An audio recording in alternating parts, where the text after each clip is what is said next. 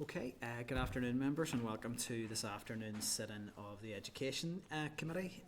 We have another big agenda, lots of legislative material to get through, so again we'll just ask members to be mindful of timings as we get through the various items on the agenda. Cover housekeeping first. I would advise members that the committee meeting will be recorded and broadcast throughout Parliament buildings and online. I would advise those in the public gallery that they're welcome to use mobile devices as long as they're in airplane mode and that all devices are muted, and I would remind everyone it's not permitted to take photographs or record any part of the meeting. So that takes us to item 1, which is apologies. I have an apology from John, an apology for lateness from Cara. Are members aware of any other apologies? Nope. Item 2, Chairperson's business. One very straightforward piece of business, just to welcome our new committee member Julie Middleton to committee today. Great to have you here, and I hope you get through today's session all right. It is a big agenda, but we're glad to have you here and joining us today. Item 3 on the agenda is declarations of interest. Do any members have any declarations they need to make on any items on today's agenda? No, if anything should arise, obviously indicate as normal. Item 4, matters arising. Again, hopefully can deal with fairly quickly. It's just to note for members' information that the motions to extend the committee stages for the Education Holiday Meals Payments Bill and the Irish Medium Education Workforce Plan Bill will be debated in plenary on Tuesday the 12th of May. So just to note that. Or can I? Yes, certainly. Matter arising, if that's okay. Yeah. Just a really quick one. I was at a beach lawn special school in Hillsborough last week, and it's an MLD school, and it was absolutely amazing to visit it, and the work they do there is exceptional. One thing I was hoping we could perhaps do a follow-up with the department on is, as an MLD site, they're under a lot of pressure, it would appear, to take SLD kids, and they're having to fight to retain that status as MLD. And I've done an assembly question before that said that there was no policy change in terms of that, but it seems the practice on the ground is very much that that's what's happening. So I think it would be helpful to get some clarity on that, and just again to state my support for what they're doing. I think the model that they have there works exceptionally well. I don't know why we wouldn't want to keep schools and models that are actually helping kids. No, thanks for raising that. Actually, I had last week or the week before last, I had the opportunity to meet with the special school principals from the Belfast area, and they had flagged similar issues around a real sense of not having a clear policy sense of how special schools were being structured and how placements were being managed, and whether there was space still for those specialisms of MLD, SLD, or if it was an exclusively SLD approach. And I think it is causing confusion for schools, but also it's putting pressure on settings who are maybe trying to do one thing but are having children placed who maybe have a different needs profile. And I think it's confusing for parents as well, that they don't understand what the offering is in the school side, David. So look, I would certainly be happy to agree that we get some correspondence away to both, I would say, Department and EA to seek clarity on what the policy position is around whether there are specialisms within special schools that are still being catered for, or if it is a more of a one-size-fits-all approach. Does that cover the query, or is there anything particular? I just want to be precise on if that policy change has happened. Yeah. I think the schools would like to know that. You say for parents, there's a conflict between what we're being told in written questions and what's happening on the ground, and I think that needs to be clear. Members content that we get correspondence away on that? Yeah. Great. Okay. That's item 4 dealt with then. Takes us to item 5, which is draft minutes. So I would refer members to the draft minutes of the Education Committee meeting of the 29th of April 2026, and that's at page 8 of your packs. So can I get members' agreement that the minutes are a complete and accurate record of proceedings? Is that agreed? Agreed. Agreed.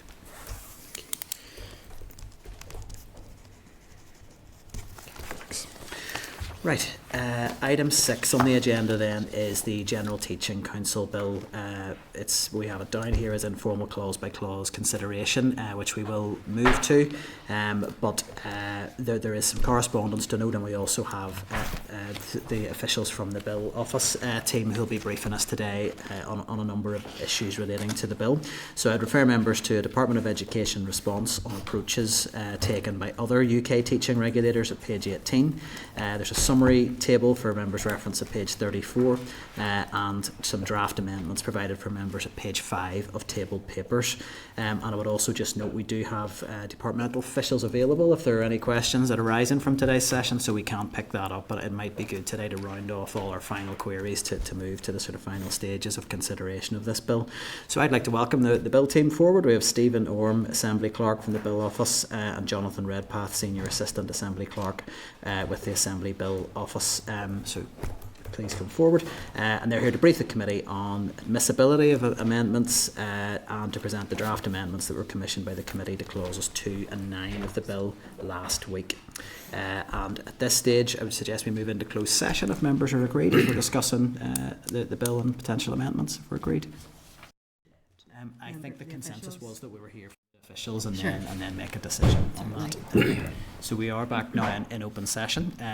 So just during that closed session, we had a discussion around a couple of potential amendments to clauses 2 and 9, but it was agreed that we would seek a little bit of advice and further input from the departmental bill team. I think we also have some representatives from GTC online as well with us. So thank you for making yourselves available to the committee today. I hope this will be a fairly quick session here, but it was just to pick up on a couple of issues from the evidence that we heard. So in particular, I had wanted just to pick up around clauses 2 and 9, and I think when you initially presented to the committee when the bill was first introduced, the clause 2 and 9 they both got some discussion, and certainly in the teaching union's evidence they were both highlighted as raising some concerns, and it is around the use of the language require or authorise, and that particular power that is created for the department to be able to require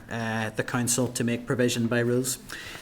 So it was really to get a sense that the committee is potentially considering an amendment where we would remove that word require and simply make it a permissive change with the tidying up provisions still in there, which were required from the original order, but to remove the word require. So it was really to hear from the department in terms of your response to that, why the word require is in there, and what your assessment would be from the department's perspective of making that change. Thank you, Chair. I have with me here Alan Boyd and Leanne Johnson as well, who were at the last evidence session. I'll maybe hand over to Alan, if I may, in terms of that question and the detail, who's done much more of the detail of the regs than I am. That particular wording was inserted based on advice that we received from DSO, that the original wording to simply authorise would be considered too general and vague. So we were specifically advised to put that wording in, which is why it's there. It's not indicative of any desire to exercise any great or unusual degree of control over what would happen.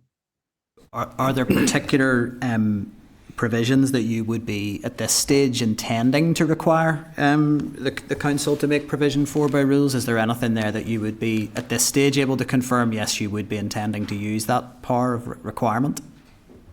I mean, at the moment, we are still talking at quite a high level, but in our minds, at the moment, we are talking about very high level stuff, such as the council determining the provisions for the tenure and vacation of office by its members, and for the establishment of standing committees or committees and subcommittees on a more ad hoc basis. So it's about us giving them or requiring them to take those actions in pursuance of the functions that they'll be required to exercise, particularly all of the disciplinary committees and subcommittees. Would you be aware of the teaching union's concerns that phrase require in both clauses 2 and 9 they feel just creates a context where the council is not really demonstrably independent from the department and can effectively just be directed at any stage on these points? Can I get a sense of how you would respond to that?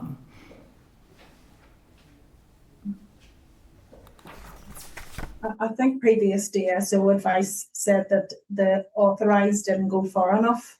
It's not really a power to direct as such that they may require, and sort of from the OLC advice that we were given, it's not a directing power, but a power that we may say, we may require you to put in rules, the information about the tenure and set out those in rules, but it's not supposed to be a directive power. But we have been going on the previous DSO advice that we were given that authorised didn't sit far enough and didn't give us the proper kind of authority for GTC to make the rules.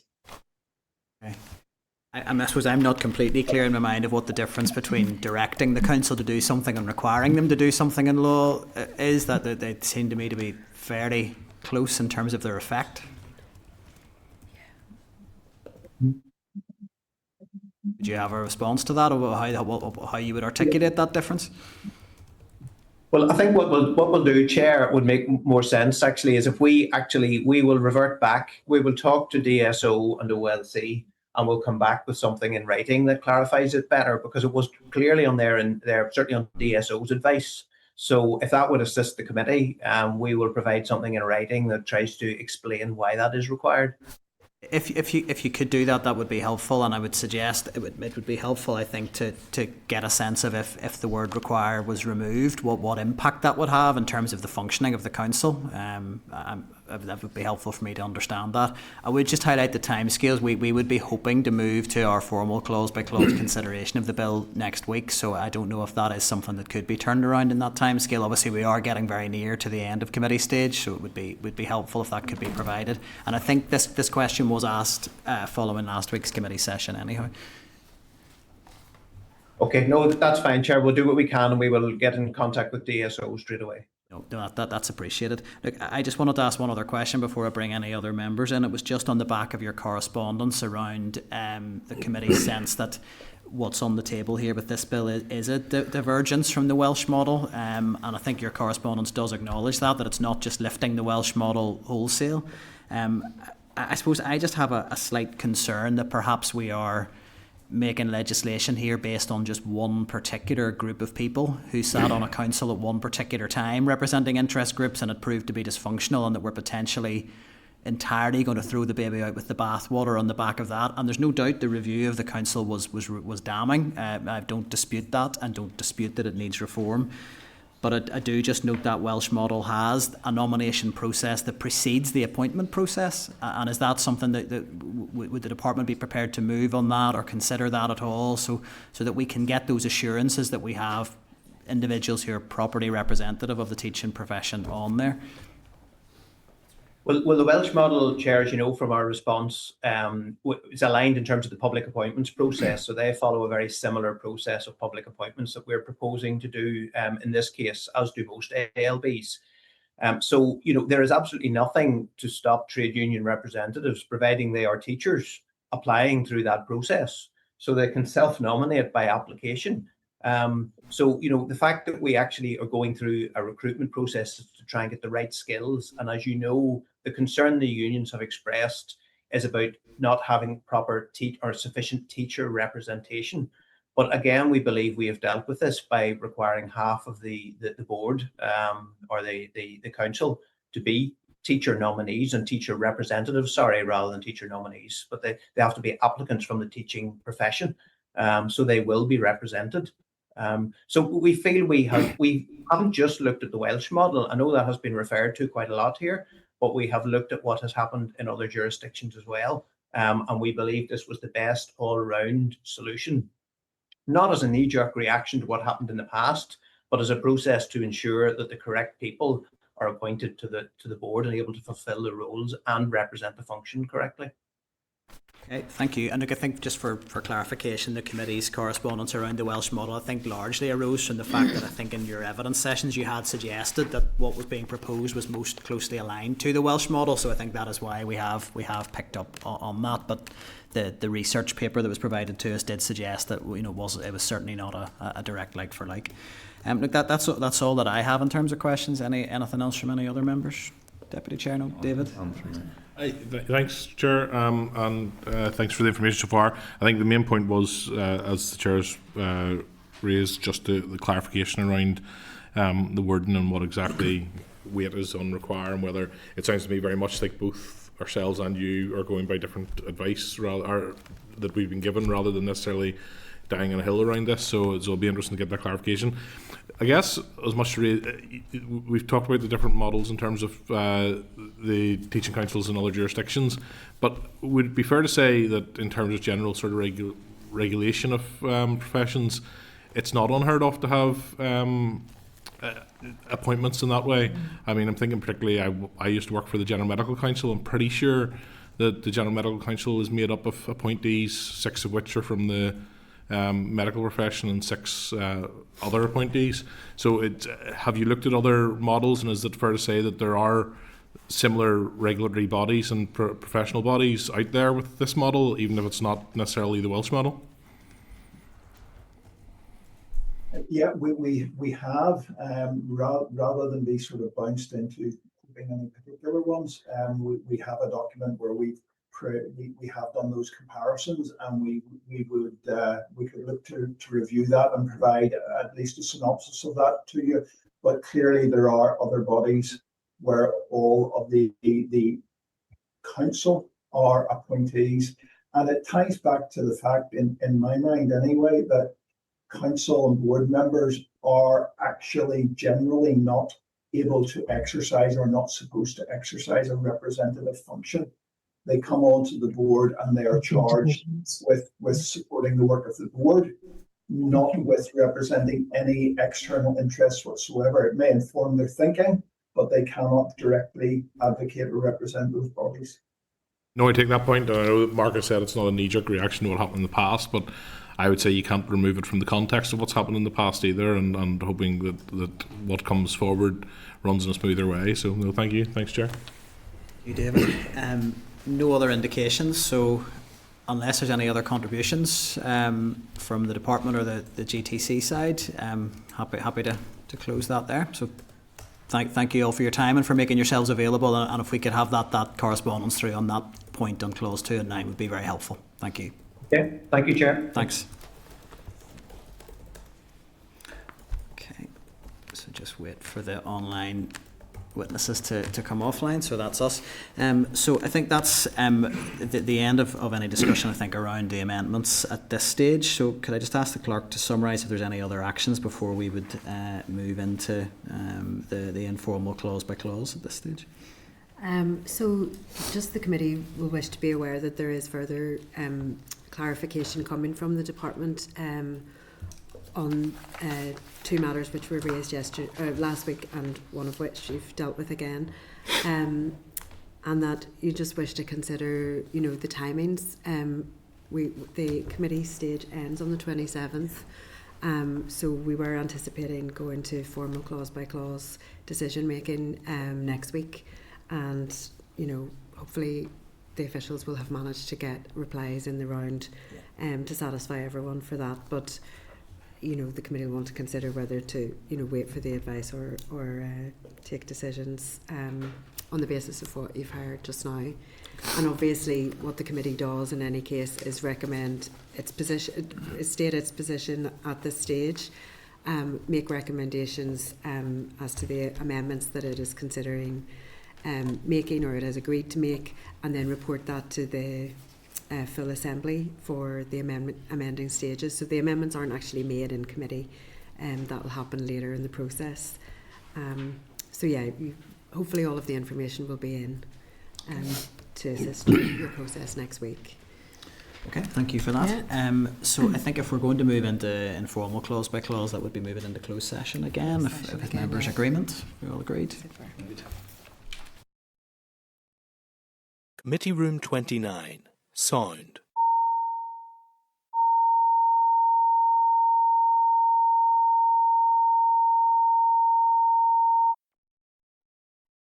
Committee Room 29. Sound.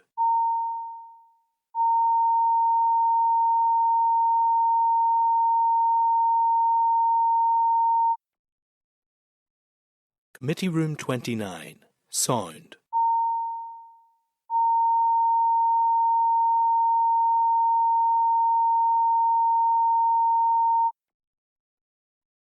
Committee Room 29. Sound.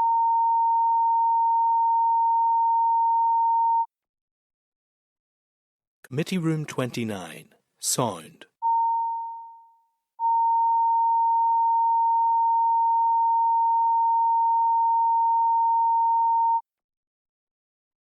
Committee Room 29, Sound.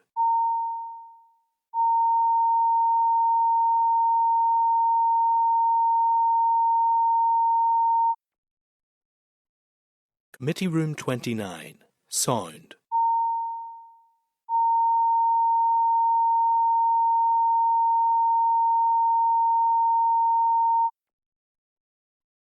Committee Room 29, Sound.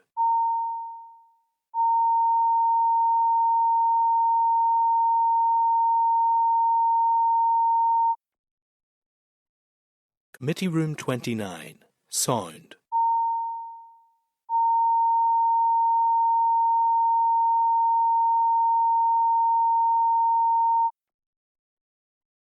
Committee Room 29, Sound.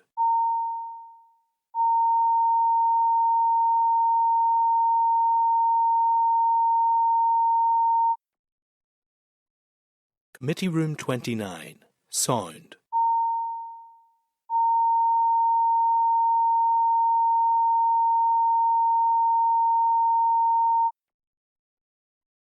Committee Room 29, Sound.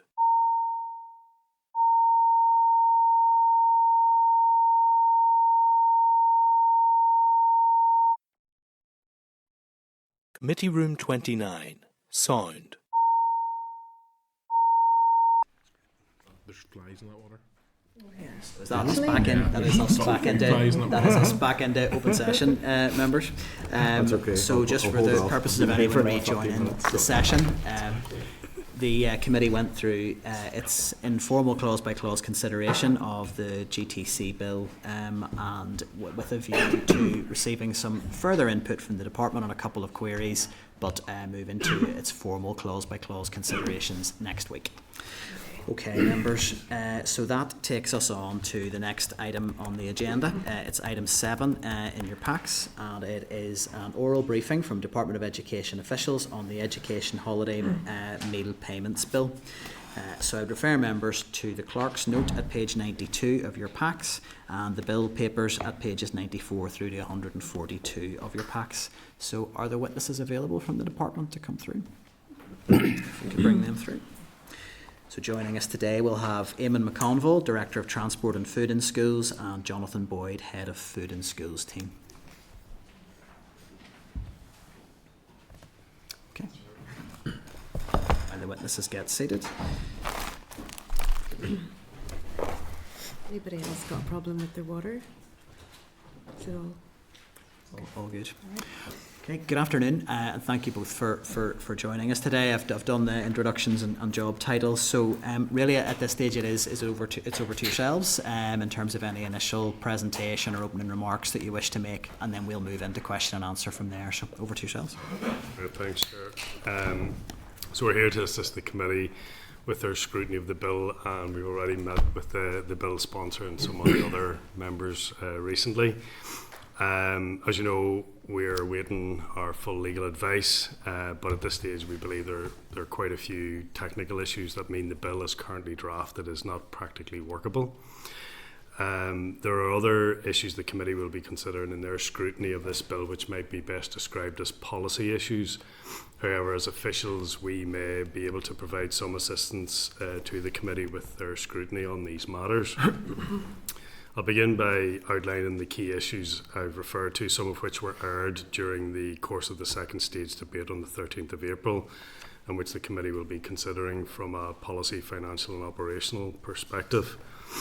So if this bill passes into law, it would create a recurring statutory obligation on the department to fund and on the Education Authority to deliver financial payments during specified school holiday periods to families whose children are entitled to free school meals.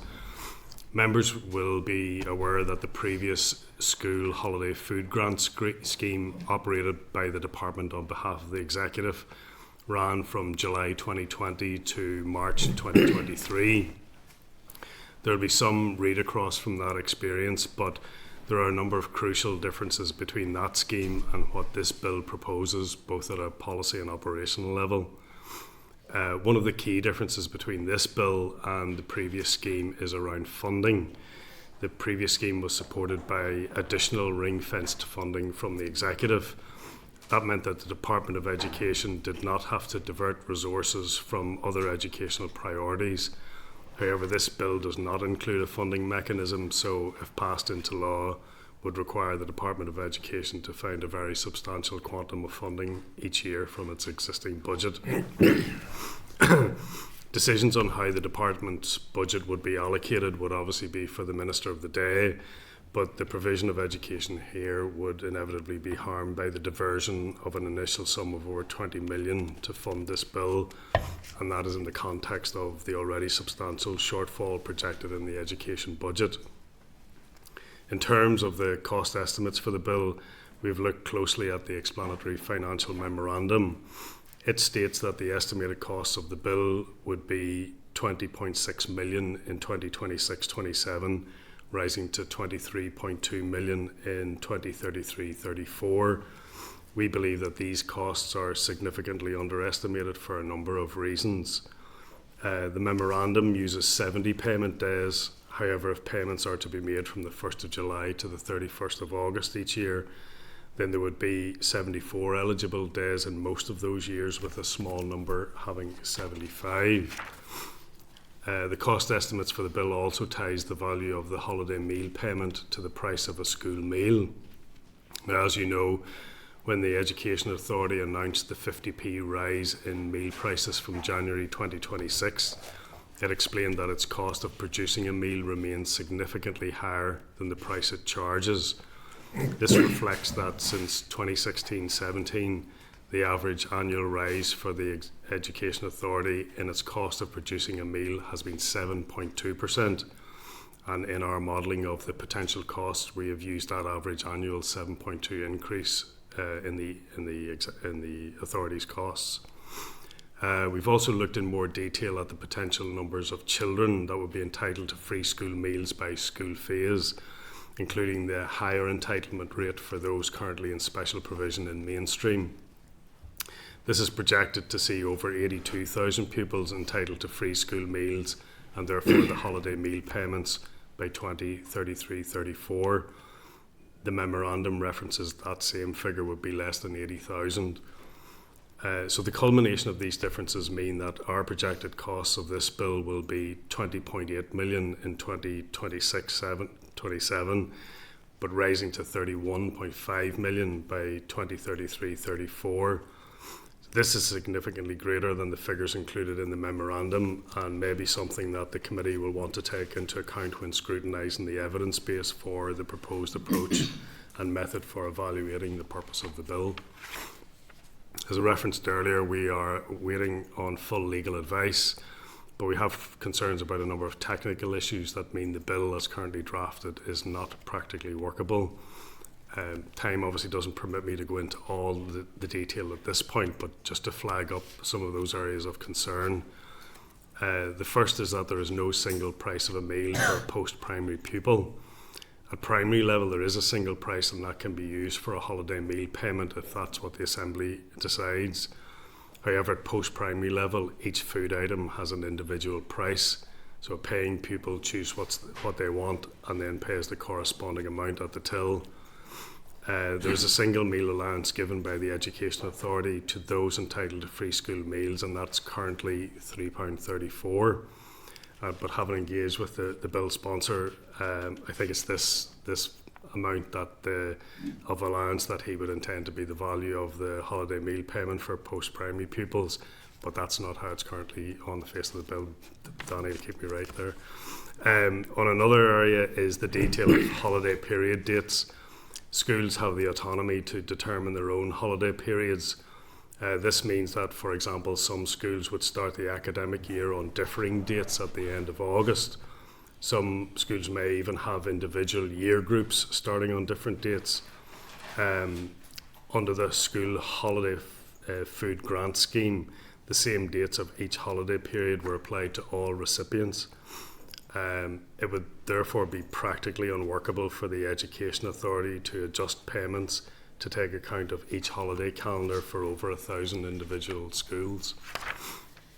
Another concern over the practicality of the bill as drafted relates to the payment needing to be made to a bank account. And whilst this will inevitably be the method of payment in the overwhelming majority of cases, experience from the school holiday food grant scheme suggests there will be a need for some flexibility on payment method. For example, the Education Authority could issue cheques to those without a bank account or to the Aspen cards of asylum seekers.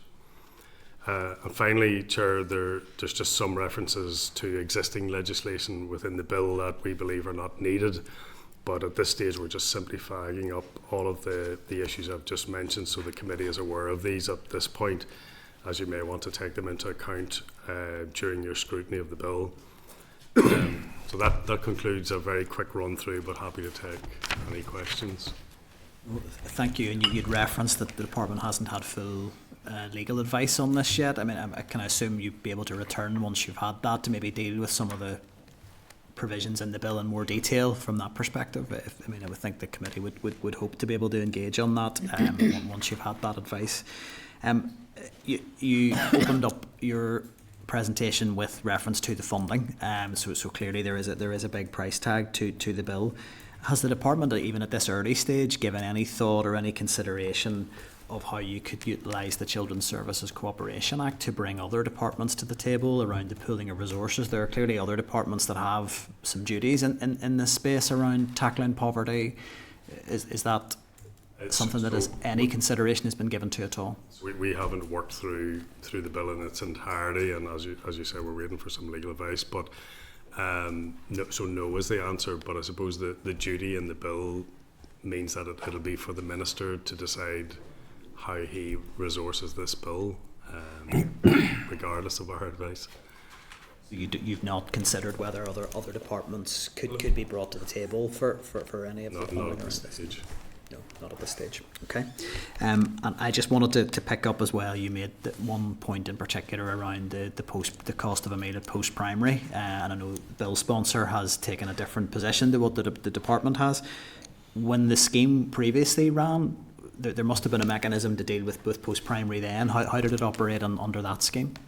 It was the allowance that he publishes, so... Do you believe the bill needs to be amended to make that clear for it to give it the effect intended? Yeah, I mean, I suppose the way it's drafted currently, how would you be able to determine, be practically, administratively, it would be very impossible, I would suggest, to be able to calculate or record the amount that a child spends on differing items, each individual child, whereas with the holiday food, the previous summer holiday food scheme, there was one single amount that the EA had, the EA allowance basically. Potential from the department's perspective, potential requirement to actually give this practical effect, there would need to be an amendment around how that is drafted. I think just as currently drafted, it just isn't practical. Okay. And one other just very quick question, and then I'll bring other members in. Does the department have a view at all around the current provisions around commencement in the bill? So is it the next holiday period? Is that something that you feel the department would be in a position to deliver? Not at this stage. We haven't a view on that, Chair. That's all from me at this stage. Deputy Chair, did you want to come in? Yeah, you said, Eamon, that the provision of education would be harmed by the diversion of funding to this particular issue. Yeah, how can you stand over that statement? Well, the duty that the bill places on the Education Minister would be for the Minister to decide. The Minister could prioritise this issue and take funding from other areas. And if he wanted to, he could take money from Transform Ed, for example. He could take money from the phone pouch pilot. He could take money from other areas as well. So, I mean, to make a statement that this would harm provision of education is a slight exaggeration, isn't it? Well, as you say, it's the Minister will have to decide what doesn't get funded.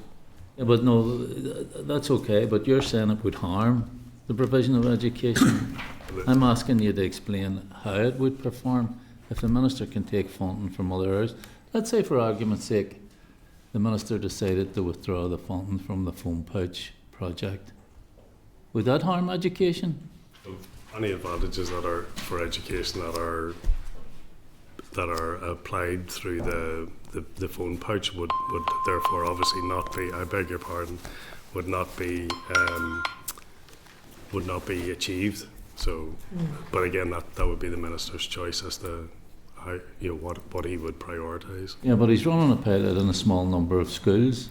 Even if that pilot is successful, it's going to cost multi-million pounds to roll that out.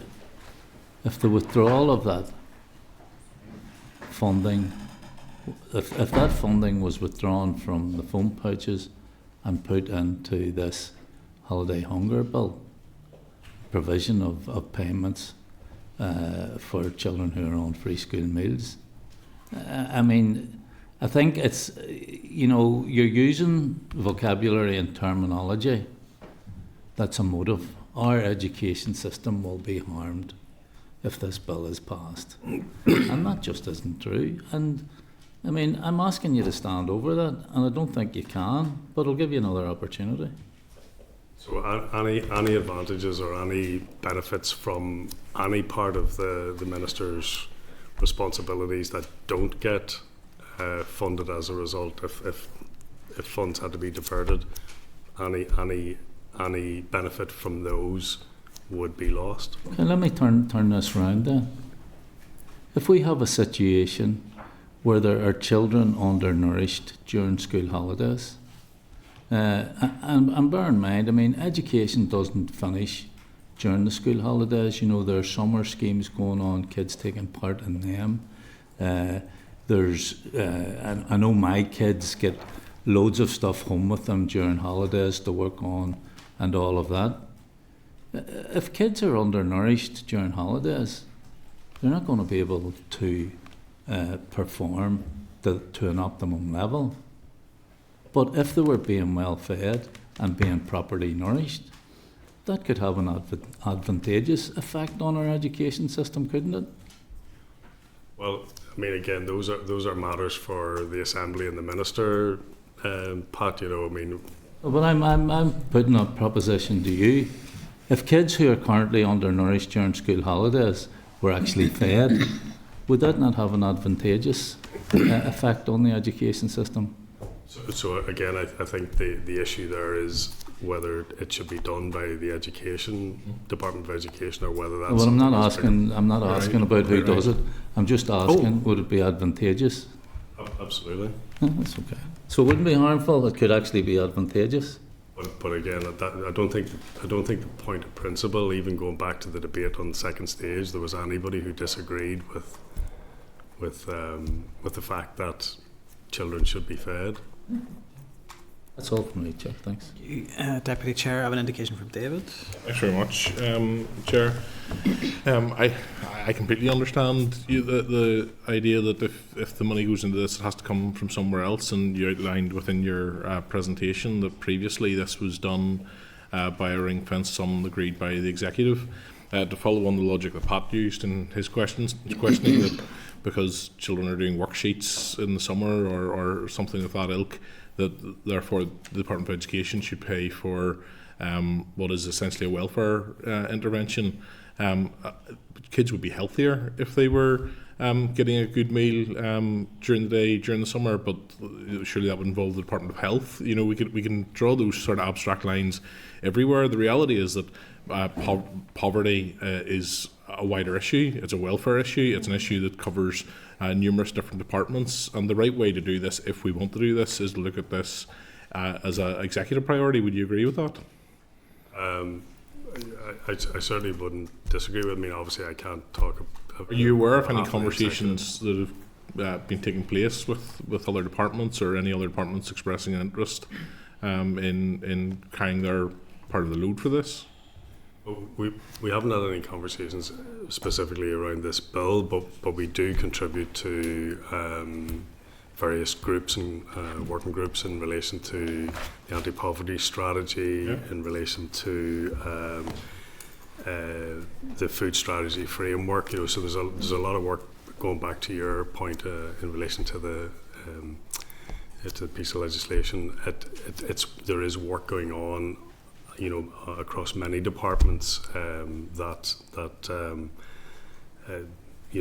would be classed under the CSC Act. Yeah, and you're absolutely right to observe that nobody in the chamber argued against children being fed. Nobody argued that we don't have an issue of poverty to be addressed, childhood poverty in particular, and that comes from families being in poverty as well. That's a wider issue, and we all think that should be addressed. But executive ministers, including Sinn Féin ministers, if they want this to be addressed, have an appropriate place to do that, and that's to bring it to the executive and work towards it as an executive priority. I understand that Danny's motivation is both valid and genuine, but I have to say I still maintain the view that personally, Chair, that this is a welfare intervention by any other name, and that this is not the appropriate route to be dealing with it. Thank you, Chair. David, any other indications from any other members? Yeah, I was just going to do a wee. I'm going to be honest. I was a wee bit disappointed of how you portrayed that there. It would be a disadvantage in education by having this bill in.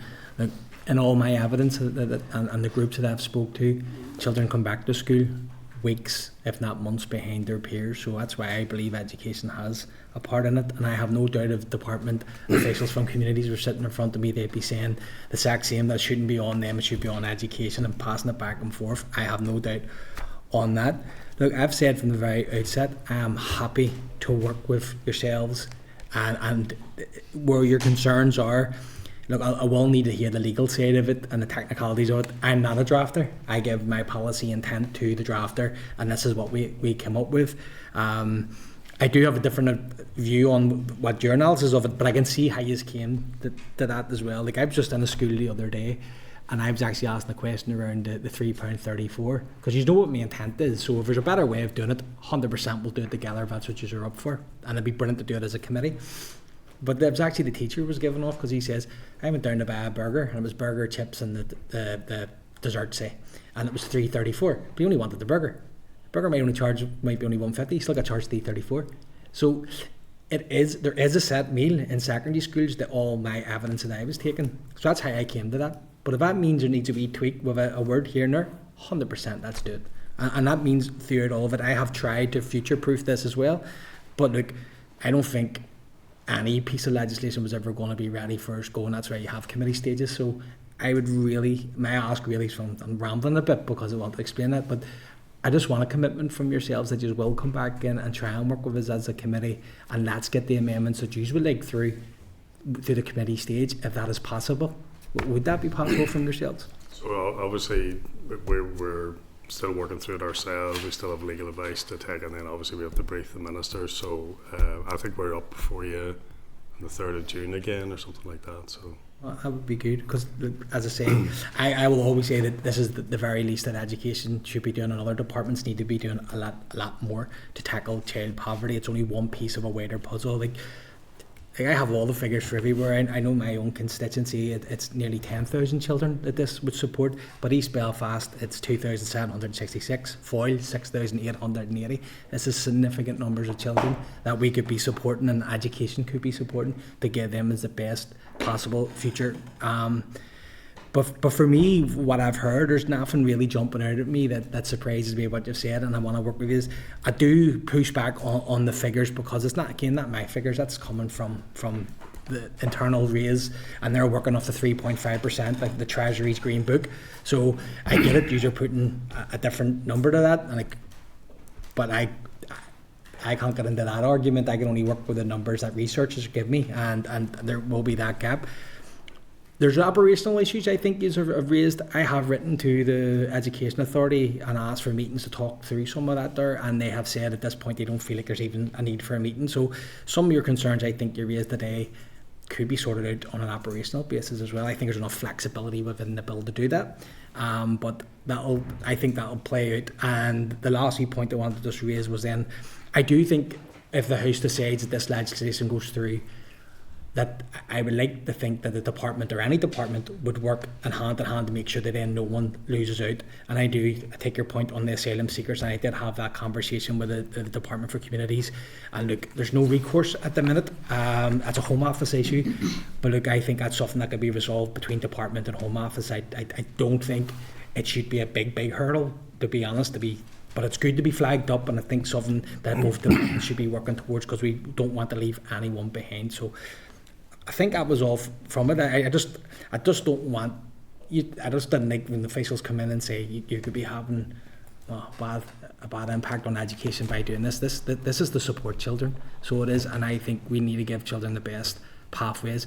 And if we don't deal with poverty, you're not going to give the children that future. It's putting a cart before the horse a lot of the times. And I want to end child poverty, and I think education is the start of it. I want to see more from all the departments, and I look forward to that. I put something down on paper. It's a bill. I wish more members would do that, if I'm being brutally honest, and I would like to see more from departments. But that's my wee bit. Sorry, there wasn't many questions in that there, Chair. That's all right, Dolly. Michelle, you didn't. Sorry. Thank you for the evidence. I think there are some useful technical points that you've raised there. On the face of it, doesn't sound like any of them are insurmountable, but I think it's helpful for us to have heard that today.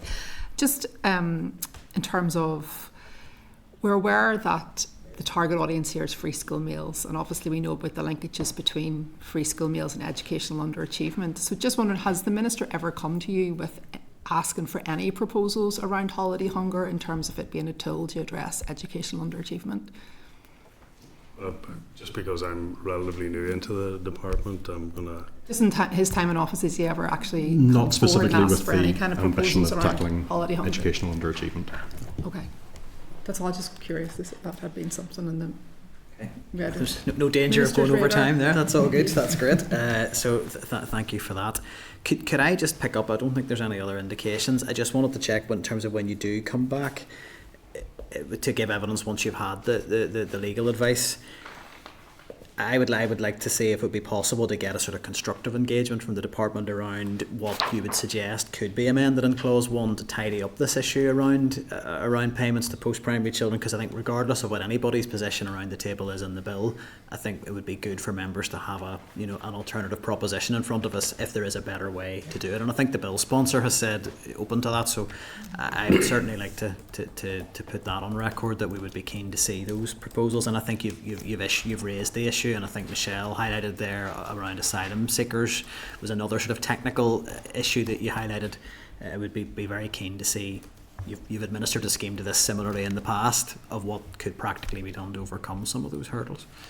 So if I've asked, that's obviously to be on the record, and if as long as other members are content with that, we'll get something back. Julie? Yeah. Apologies, Chair, just a later question. I was wondering, has any other interventions in the likes of breakfast clubs been looked at when it comes to holiday or the free school meals? Not by the department, no. Okay, thank you. The focus has always been on the free school meal provision. And there's no, thank you, there's no plausible link in having a free school meal in terms of a breakfast in the breakfast club? The department already provides funding that's through the Extended Schools programme that is used by many schools to they can choose whether provide. Or not. Yes, they choose what they wish to use it for. Me. Thank you. Okay. Anything else on that? No, Julie? thank you. Okay. I just wanted to clarify that. Thank you. That's fine. Okay. I think that's the end of that evidence session. I've not got any other indications from any other members. So thank you for your time, but we do hope to have you back, obviously, to go into maybe some of the more technical aspects of the drafting of the bill. Sure. Thanks, Chair.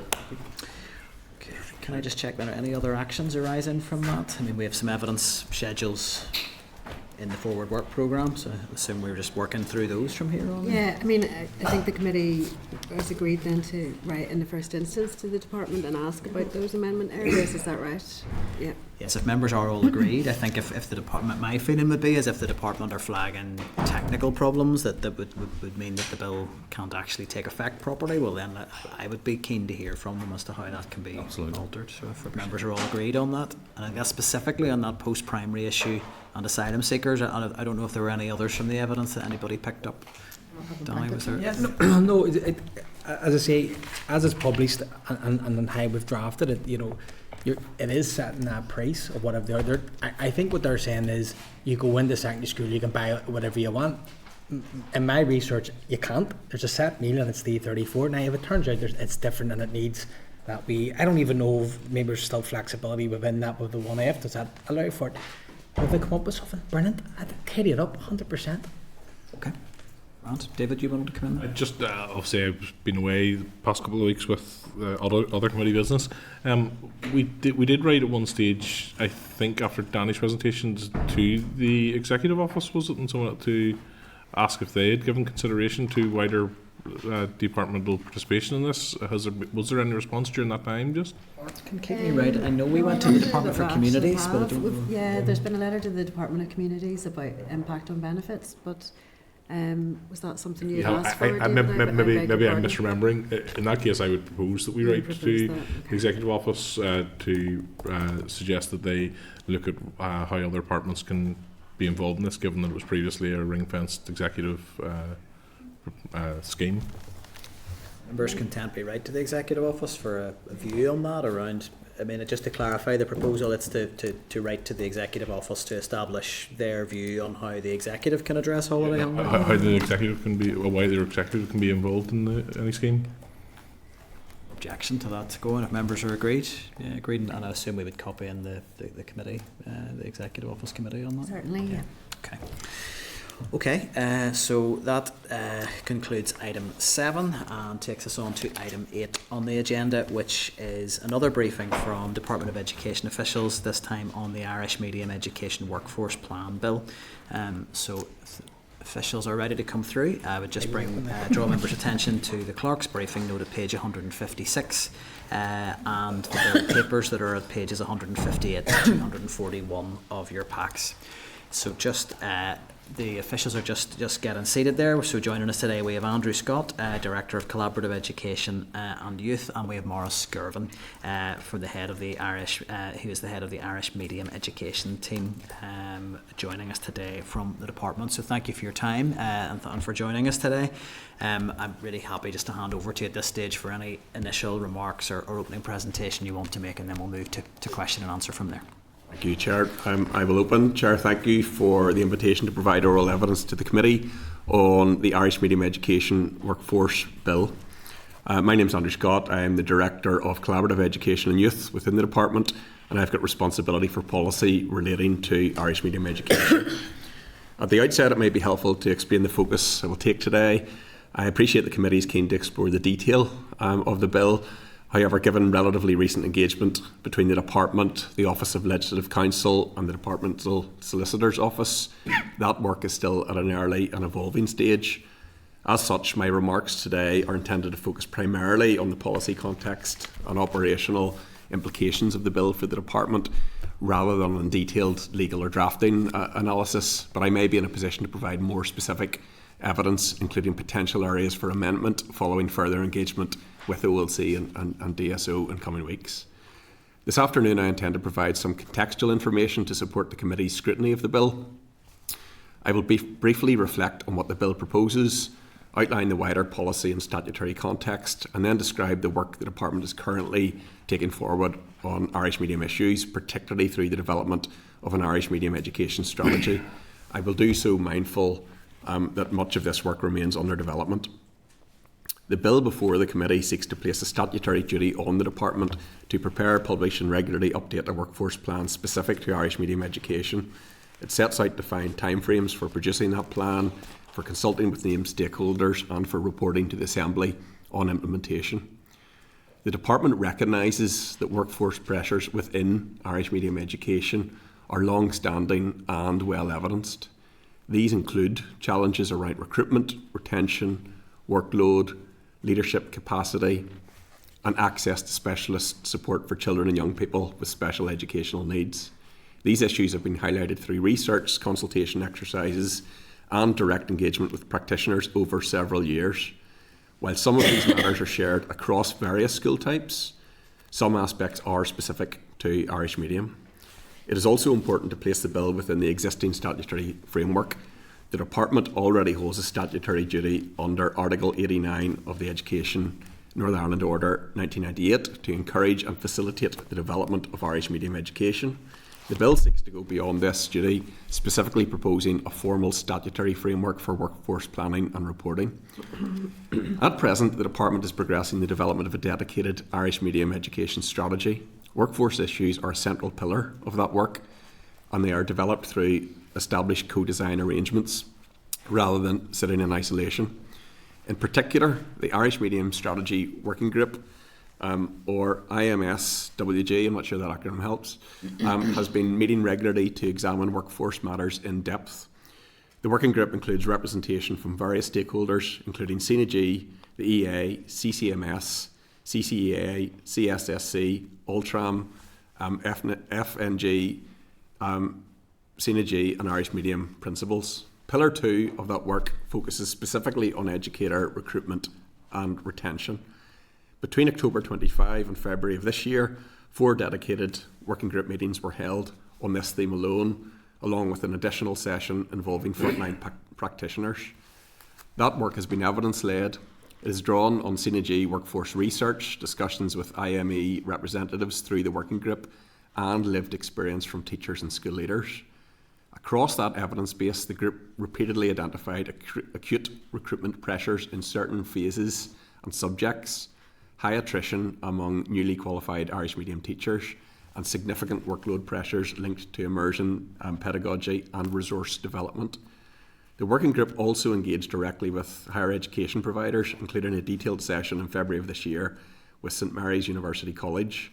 That discussion examined initial teacher education pathways, postgraduate provision, language immersion demands on students, placement pressures and attrition, and it directly shaped the emerging thinking around early immersion experience and post-qualification support. The Pillar 2 work has now progressed beyond diagnosis towards the development of a structured set of potential strategic actions. These span areas such as workforce intelligence and planning, recruitment pathways, early career support, classroom assistant roles, professional learning, workload reduction approaches and system level enablers. However, I want to be clear to the committee that this work is still in draft form. It's subject to further development, governance processes, ministerial consideration as part of an overall Irish medium education strategy. And as a result of the valuable co-design approach and the breadth of the strategy, the time frame for completion is anticipated being mid-2027. Alongside the strategic work, the Department has also taken a range of practical steps in relation to the Irish medium workforce. These include protecting initial teacher education places for Irish medium education, prioritising Irish medium education within teacher training bursary schemes, and working with the Education Authority to explore workload reduction approaches, including the use of digital and AI-supported tools where appropriate. The position outlined by the Minister at second stage debate was that given this ongoing work, such a bill is unnecessary. There is also the potential for unintended impacts across the complex education landscape, as Irish medium education cuts across various school sectors and employers. Furthermore, it is a concern that the same small team that Morris leads working on the strategy will be diverted to work associated on the bill as it makes its passage, with potential implications for the pace and capacity of the wider strategy delivery. In financial terms, the bill's explanatory and financial memorandum reflects departmental estimates that the administrative requirements arising from the bill would involve ongoing costs in the region of £26,000 to £44,000 per year, largely staff costs. Any wider workforce interventions flowing from future plans would require separate policy development and funding decisions. The bill will not guarantee the availability of funding. On the bill itself, initial consideration, informed by engagement with DSO and OLC, indicates that this may benefit from some technical and tidying amendments. For example, the definition of workforce and the consistency of terms throughout. At present, only teachers are referred to as consultees. The placement of duties on the department, perhaps rather than the minister, potentially, and small things such as changing consult with to consult. There may be a need to consider broader matters, including how the bill is intended to operate across existing sectors, Irish medium education does not constitute a school management type in its own right, but rather spans a number of management types, including maintained, other maintained and controlled schools. Greater clarity may therefore be needed on how workforce planning and reporting obligations would apply consistently across these different governance and employing authority arrangements. Also, potential cross-cutting impacts, such as those on health and economy departments, may need to be considered, and the feasibility of the timeframes for the plan and the reports in a way to ensure we achieve the intentions of the bill. I would stress that these are examples that are not intended to change the underlying intention or the policy objective of the bill, but rather to highlight technical and operational considerations that may need to be addressed to ensure the bill can be effectively implemented if it is the will of the Assembly to do so. Although the departmental position and the need for the legislation is clear, the Department is willing to further engage with the sponsor and with the committee on such matters as this progresses, if that's helpful. Chair, I hope this interview, or this overview, it feels like an interview, helps to situate the bill within the wider context of ongoing work on Irish medium education and on its workforce. I'm very happy to expand on any of these points or to answer questions for the committee. Difficult ones tomorrow, please. It would have been quite a preamble to an interview, I think. That's. Thank you, Andrew, for that introduction. I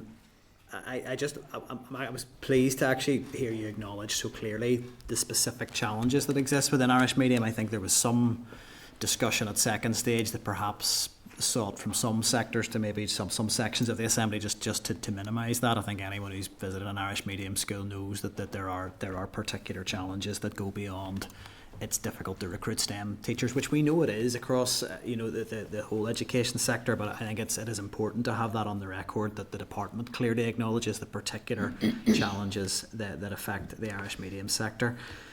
Given that acknowledgement, can I ask, has there ever been a workforce plan developed before? I understand there's live work on a strategy going on, but has there ever been a plan ever put in place at departmental level to address those challenges specifically? Not to my knowledge, Chair. Now, obviously, there are various different initiatives that have looked right across the wider workforce, and there's work ongoing at the moment, most specifically on the review of teacher workload. And again, some of the actions that will be taken on the review of workload more generally will have a positive impact across all sectors, Irish medium included. But I don't believe there's been a specific Irish medium workforce strategy or plan. Strategy. And so, look, I understand, and notwithstanding, and of course, the department will be juggling different priorities, but given the statutory duty that exists in relation to Irish medium, I mean, would there be an acceptance at departmental level that it is in keeping with that statutory duty a reasonable thing to produce a workforce plan for Irish medium education? I think, Chair, a department should also be conscious of the impact that its workforce has across all sectors, including Irish medium. So yes, I think it is part of the responsibilities. Setting aside going beyond the legal duties, it's a moral responsibility, I think, on all departments to look after and to develop its workforce. Just to be clear on the specifics around Irish medium education and the particular statutory duty, does the department accept that's a reasonable proposition to carry out to develop a workforce plan? Again, the reason that I talked through the ongoing work of the department, the rationale for that is because we recognise there are challenges that are there that exist, and some of which are specific to Irish medium, and a lot of those are either directly related to workforce or impact upon it. So yes, we recognise the need to do more, to do better, and that's why the strategy has come about. There are 7 key pillars within the strategy, and it has been identified as one of the key pillars. In fact, one of the most significant pillars. And then this one other question for me, and that's it. Just on the basis of that, with the strategy, and if that is a key pillar within it, there's certainly a bit of a suggestion, perhaps, that there's a concern that if this bill passes, it might actually disrupt some of that work or divert officials from it. But if it's a key pillar, is there an argument it complements the work of the strategy? It's one of 7 pillars, Chair, and I suppose even being here today, preparing for committee, providing advice as the bill makes its passage, is a responsibility, a part of the machinery of government in any case, but it does divert a small team away from the delivery of the strategy as a whole. So it is a risk, and it would be remiss of me not to say that. No, I think nothing else from me at the minute. I think probably anything else I would have would be around sort of maybe some of the more technical stuff in the clauses around who should be consulted with, and reference SEN as something maybe that could be highlighted in maybe a wee bit more detail. But no, there's nothing further from me. Deputy Chair, do you want to come? Yes, thanks, Chair. Do you accept, Andrew, that the Irish medium education operates in a distinct context from other parts of the education system because of the immersive nature of Irish medium education? Yes, I would agree that there are factors going to be specific to it, but it also sits within that wider ecosystem as well. So there'll be some factors are consistent and some that are unique. Yeah. And would you accept, therefore, that there's a much smaller recruitment pool when it comes to Irish medium education? Yes. Okay. So would you accept, therefore, that the one-size-fits-all model shouldn't be applied to the Irish medium sector? I think a one-size-fits-all model shouldn't apply across the board. I think any recruitment or any initiative should flex to meet the specific needs of any specific sector, Irish medium or other. Okay, fair enough. And do you accept that the workforce challenges in the Irish medium sector extend beyond teachers and specialist teachers, that it includes support staff for children with SEN, it includes classroom assistants, early years staff, leadership role, educational psychologists, and all of that? And that's been known about for a long time now. Yes. Yeah. So can you outline what specific planning the department is already doing to deal with those particular issues and roles within the Irish medium sector that have been highlighted here? To your point on that, because if we were a year down the line and I was coming to committee, I would be in a position where I would be talking about, here are the things that are in the strategy, here's what's going to be taken forward. As that strategy is still in development, I'm not in a position where I can say here's a list of 10 actions that will be taken forward. It's just still at its formative stages. What I can do is ask Maurice to outline the aspects that have come out that I would expect will feature within that plan in terms of workforce, Maurice. Yeah, within that particular pillar, there's sort of 7 or 8 different things that the working group have identified that the department are looking to take forward. So they would be workforce intelligence, having a baseline, well understood position, which doesn't currently exist. I know there's a lot of research and anecdotal evidence, but we need to have a proper baseline. Recruitment pathways, alternative recruitment pathways into both teachers and classroom assistants. You mentioned that it's not just teaching, but it's the whole workforce issue, and particularly classroom assistants. So having alternative pathways for classroom assistants into working in schools. Early, if you think about getting students or teachers into the workforce and then keeping them there, the attrition rates are quite high. So it's about providing early support in the early years and development, and supporting the pedagogy of delivery in an immersive setting, and resources. The 7 pillars all overlap because recruitment and retention is actually impacted upon by resources and other things. Yeah, and Maurice, would you accept, I have spoken to quite a number of principals in the Irish medium sector, and every one of them thinks that this bill would actually complement the strategy. Would you accept that? I think without the bill, things will progress anyway. Oh, do you? Right. Yeah. Okay. And I think that many of the things that are being done will be. So Andrew has said that this bill might actually delay the strategy. Well, it's taken away from a small team to prepare for the likes of today. But so where does the obligation to encourage and facilitate Irish medium come in? If a relatively short bill passing through now would actually delay this strategy coming forward, the statutory duty to encourage and facilitate is there for a reason, and that reason has been outlined clearly in the High Court. And what you're telling us here today is that this might be delayed because you've only a small staff, that the Minister can't appoint a number of other people to work on this, which would be fulfilling a statutory obligation. I think, Chair, it's important to say that we've outlined what is already going on in the department on this at the moment that will hopefully meet the intentions of the bill and go further than that. What I'm highlighting is there's an opportunity cost that comes whenever if a team is diverted and is spending time on legislation, whether that's driven from the department or otherwise. It has a risk of potentially impacting on other work. I'm not saying the strategy will be delayed. I'm just saying it provides a risk. That, Andrew. I'm asking you where the statutory duty comes in terms of the work that's going on in the department, because if there's another bit of work that comes in on another aspect of Irish medium, staff are diverted. There's no backfilling. It doesn't sound to me like a statutory obligation is being fulfilled there. Chair, I would just respond briefly on that. Yeah, I would suggest across all of the areas here, there's very little that doesn't have a statutory backing, and the department is trying to manage competing demands and competing priorities. The reason why the department's progressing with the strategy is because it recognises the duty that's there, and more importantly, the need that exists in the sector. That duty exists everywhere.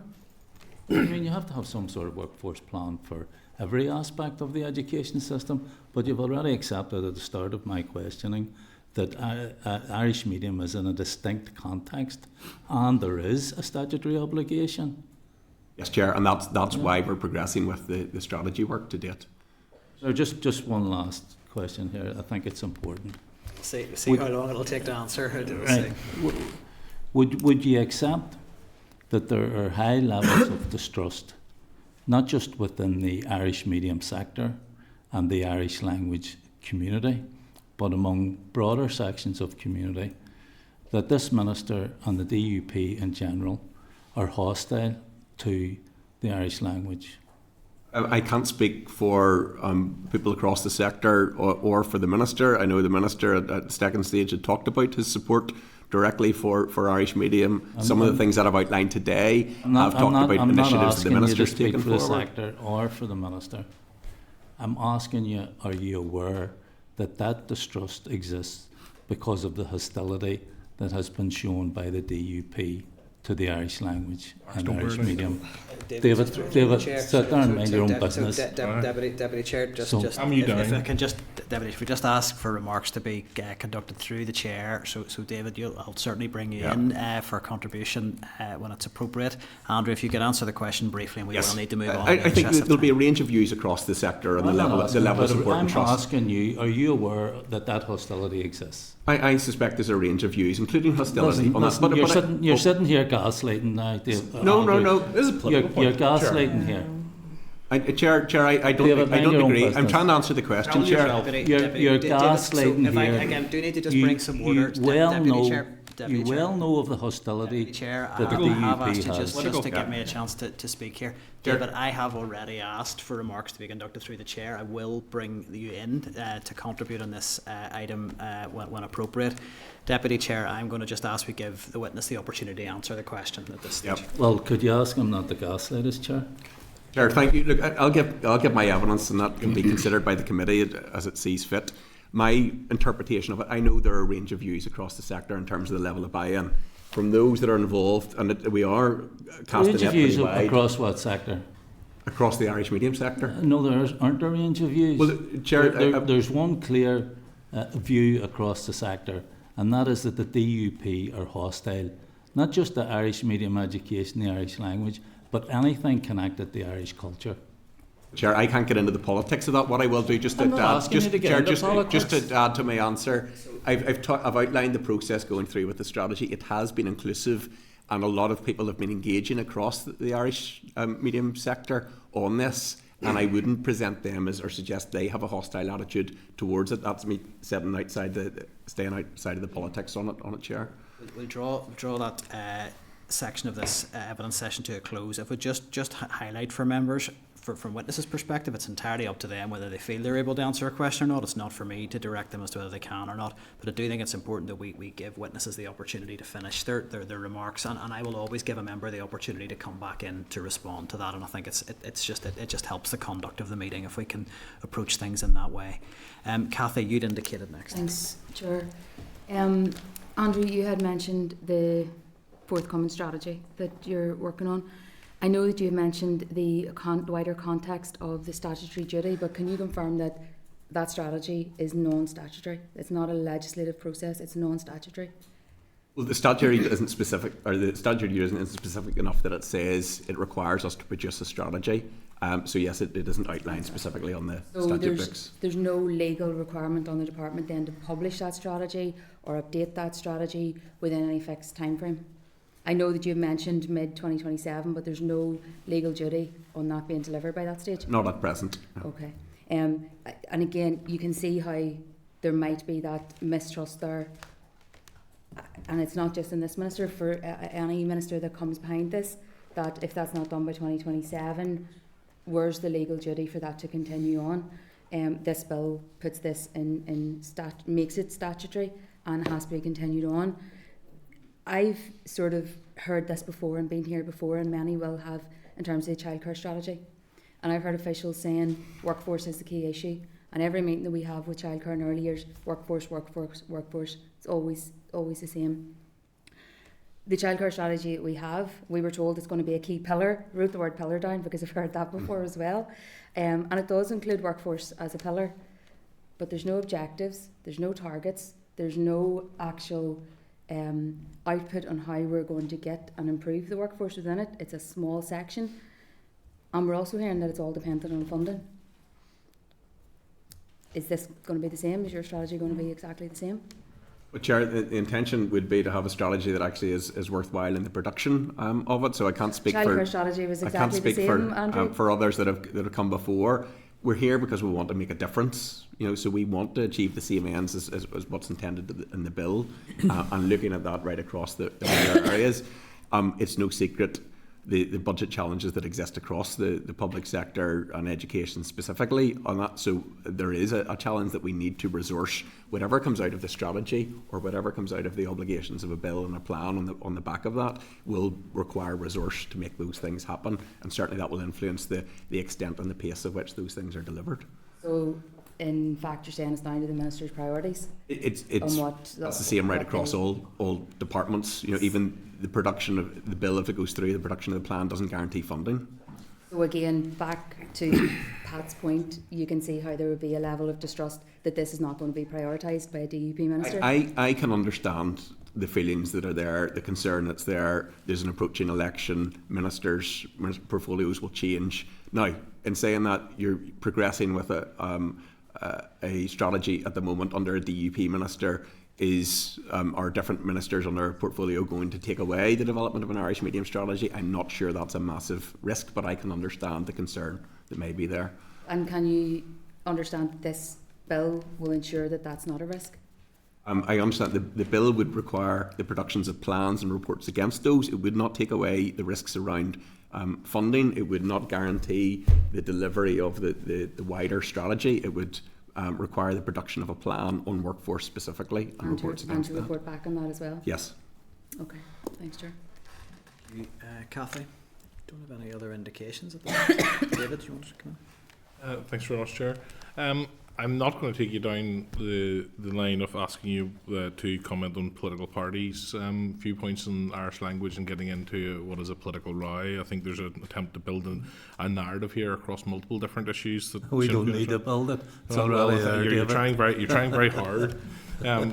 Could I ask, the Minister in the Chamber has outlined, I think on a number of occasions, but particularly when we discussed this bill, that he has approved proposals for nurseries, for new builds in the Irish medium sector.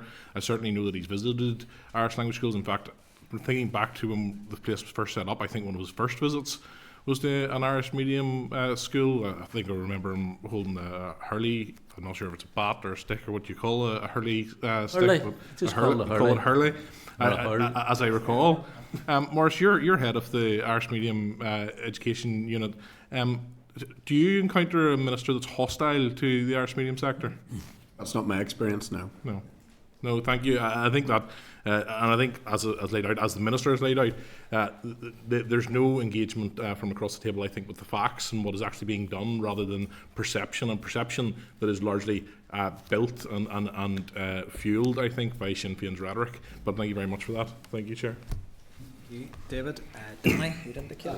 Thank you, Chair. Right, that was a quick answer back on that one. Clear. Look, the department does make political statements. Just before you come in, your officials, your colleagues said about my own particular bill could be harmful to education because of the funding to that. So that's a political statement in my view, just to put that on the record. But look, this bill does not prescribe any specific policy interventions. It just puts a duty on a department to plan and report. Doesn't it? It's really that simplistic. It's a narrow intent of a policy. So it's a wee bit hard to listen when you're saying that this will have an impact on your strategy. I think you're dancing on the head of a pin a wee bit there. And you have to explain that a wee bit more. You just can't come in and say, "Oh, we're going to take away from a small team even preparing for today." To me, just sitting listening, that didn't sound good. Really, doesn't sound like a priority anyway. And how many meetings are you having with the sector? How many meetings has taken place so far on the strategy? The accommodation sustainability, we've had 4 working group meetings, 1 steering group meeting. The educator recruitment and retention, we've had 5 meetings in total, and that's as far as we've gotten on a second steering group meeting coming up soon. Over how long? About 6 or 7 months. Have a lot of meetings in for that period of time, to be fair. So there are key meetings, where there's lots of additional meetings in preparation for those meetings as well. Yes, but you see my point. So there's no duplication here then. So this bill won't duplicate anything at all in your strategy. To be confirmed, Chair, on that. It really depends on the detail of that. If the consultation, the engagement we've had in the development of the strategy suffices in terms of meeting the legislative requirement, then there's less duplication there. There's obligations, obviously, in terms of producing plans and reporting. That's the primary focus of the bill. Yes.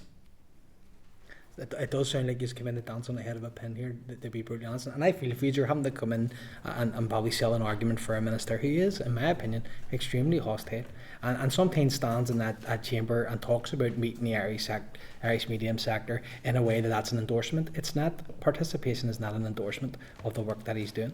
So, thank you. Thank you. Danny and Michelle, you'd indicated. Yeah, I have one really boring question, which feels like an anticlimax now.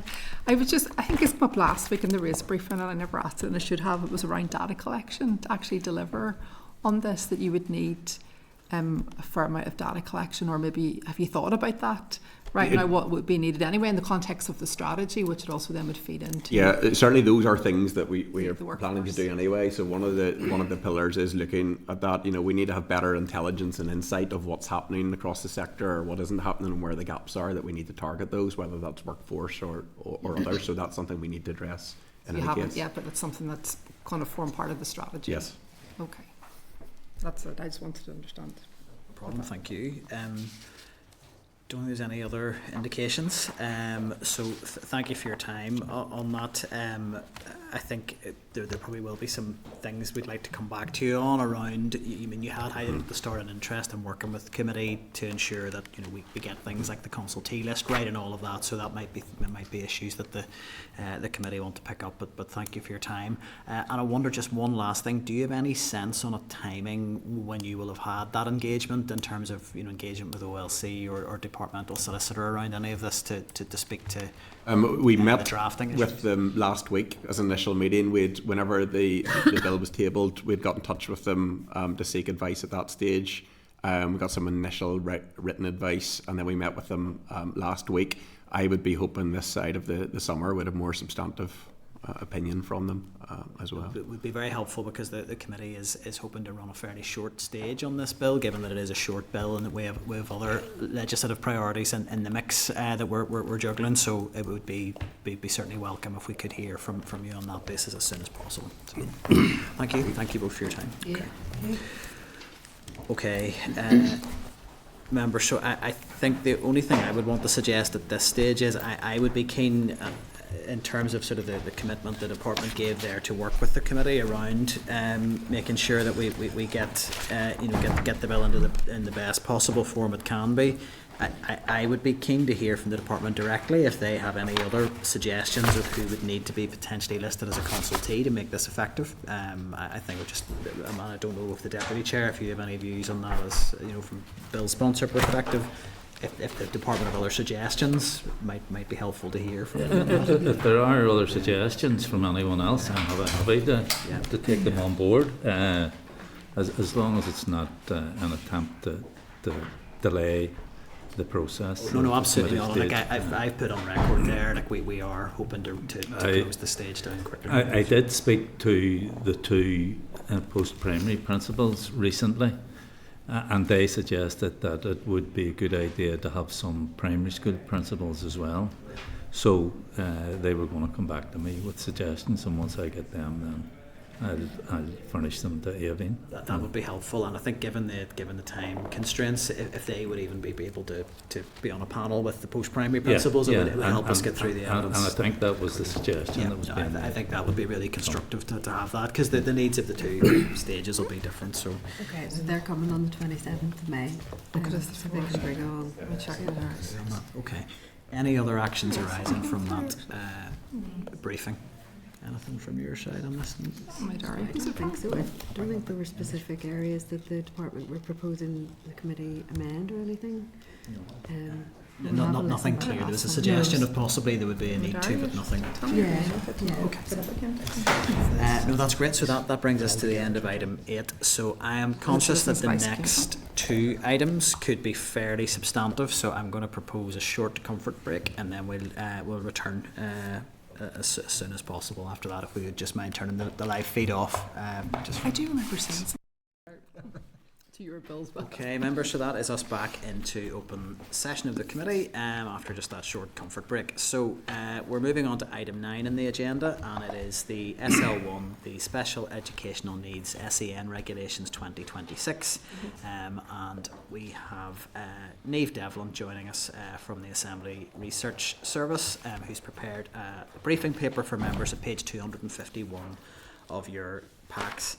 So I just wanted to say at the outset, I think probably on behalf of the whole committee, a big thank you to Niamh for this. This is a really, really big piece of work for what is, I think it's something we've waited on for a very long time, sort of over 10 years, I think, on these coming through. But to say that there's a lot in this, I think would be an understatement. So we really do appreciate the really, really thorough piece of work that you've presented to committee on this, because I think members may have been feeling a little bit of where do we begin with these, so this is a really great starting point. So I would like to put my thanks on record for that.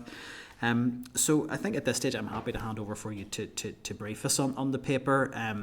There may be particular key areas you want to highlight, but I'm conscious that there is a lot in there, so it's over to you really in terms of how much you want to do in initial remarks, and then we'll move into questions from members. Thank you, Chair. Thank you, members. So, as the Chair has highlighted, the paper considers a range of matters, but I suppose the predominant theme is the key changes proposed by the draft regulations, and other matters covered by the paper include the chronology and background to the regulations with reference to the previous two consultations in 2016 and 2021. It reflects the evolving SEN system since the passage of the SEND Act in 2016, including the profile of children with SEN in Northern Ireland, rise in expenditure and recommendations for reform made by several scrutiny reports in recent years. And then thirdly, the paper considers the regulations in the context of the wider SEN reform agenda, with particular consideration of some of the key mechanisms and proposals for reform, such as the local impact teams and the enhanced support model, and how these might interface with the regulations and the code of practice. The paper outlines some considerations related to workforce readiness and capacity in the context of previous consultation feedback about the need for time, resource and training to implement the new responsibilities under the SEN framework. So as I said from the outset, there is a lot to cover, and in the interest of time, My briefing will focus on the substantive parts of the regulations. So starting with an overview of the requirements in schools. So the regulations set a minimum experience requirement for learning support coordinators, or LSCs. So in mainstream schools, LSCs must have at least 3 years full-time equivalent experience working with children with SEN. For LSCs in special schools, 1 of those years must have been gained in a special school or specialist provision setting. This is a change from the previous version of the regulations, which did not include specialist provision as an accepted experience requirement for LSCs in special schools. To note that in the last consultation, 33% of respondents disagreed with the proposed experience requirements, and 72% of parents were not content with the proposal that LSCs in special schools needed 1 of those 3 years to be obtained in a special school setting. Comments suggested concern about the increased diversity and complexity of pupil need. The LSC role is broader than the current SENCO role, with a stronger strategic focus and additional statutory responsibilities under the SEND Act, such as leading on seeking the views of pupils and overseeing personal learning plans. Consultation feedback has raised concerns about capacity and resourcing, highlighting the need for time, ongoing professional development and regular review of LSC training needs. The Department has acknowledged that the initial creation of the PLP may have an impact on the workload of LSCs and that schools have been advised to adopt a phased approach. The draft code introduces further responsibilities for schools in identifying and supporting pupils with existing or emerging SEN. It places renewed emphasis on whole school responsibility and expects schools to clearly map the SEN provision they will deliver across the 3 stages and the 5 overarching categories of SEN. Now moving to assessment. So one of the key changes introduced by the draft regulations is a reduction to the overall timescale for EA to complete the assessment and statementing process from 26 to 22 weeks. This can be extended up to a maximum of 34 weeks where valid exceptions apply. Our briefing paper goes into detail on how the proposed timescales and exceptions compare with those under the current 2005 regulations. The nature of the exceptions is broadly the same. For instance, both cover scenarios where a parent or child is affected by exceptional circumstances or misses an appointment, or if a trust has no previous records on a child. The key difference is that the current regulations do not set a fixed endpoint for the various exceptions, whereas the proposed draft regulations do. Another change is that under the current regulations, the EA can only seek further advice in exceptional circumstances. Under the proposed regulations, the EA can seek further advice without needing the circumstances to be exceptional, and this can then extend the assessment timeframe. In addition, where a trust has applied an extension and haven't provided the EA with advice within the maximum 14 weeks, the EA is now required to complete the assessment without the advice. To note that the regulations have been revised from last consulted on so that trusts don't have to seek and be granted an extension from the EA if a valid exception applies. Instead, the trust will notify the EA of an extension to the timeframe and the reason for that extension. Respondents to the last consultation raised concern about the proposed maximum timeframe of 34 weeks. There was particular concern that exceptions could be relied upon too frequently, that evidence should be provided before an extension is granted, and that robust monitoring is required. In its SL1 letter to accompany the regulations, the Department acknowledged the risk of over-reliance on exceptions, but states that it has provided clear guidance on the use of exceptions and currently undertakes monthly monitoring of compliance. Our briefing paper includes some potential further questions for the Department on those monitoring arrangements and other related matters. Another aspect of the statutory assessment process covered by the regulations is the advice to be sought by the EA when making an assessment.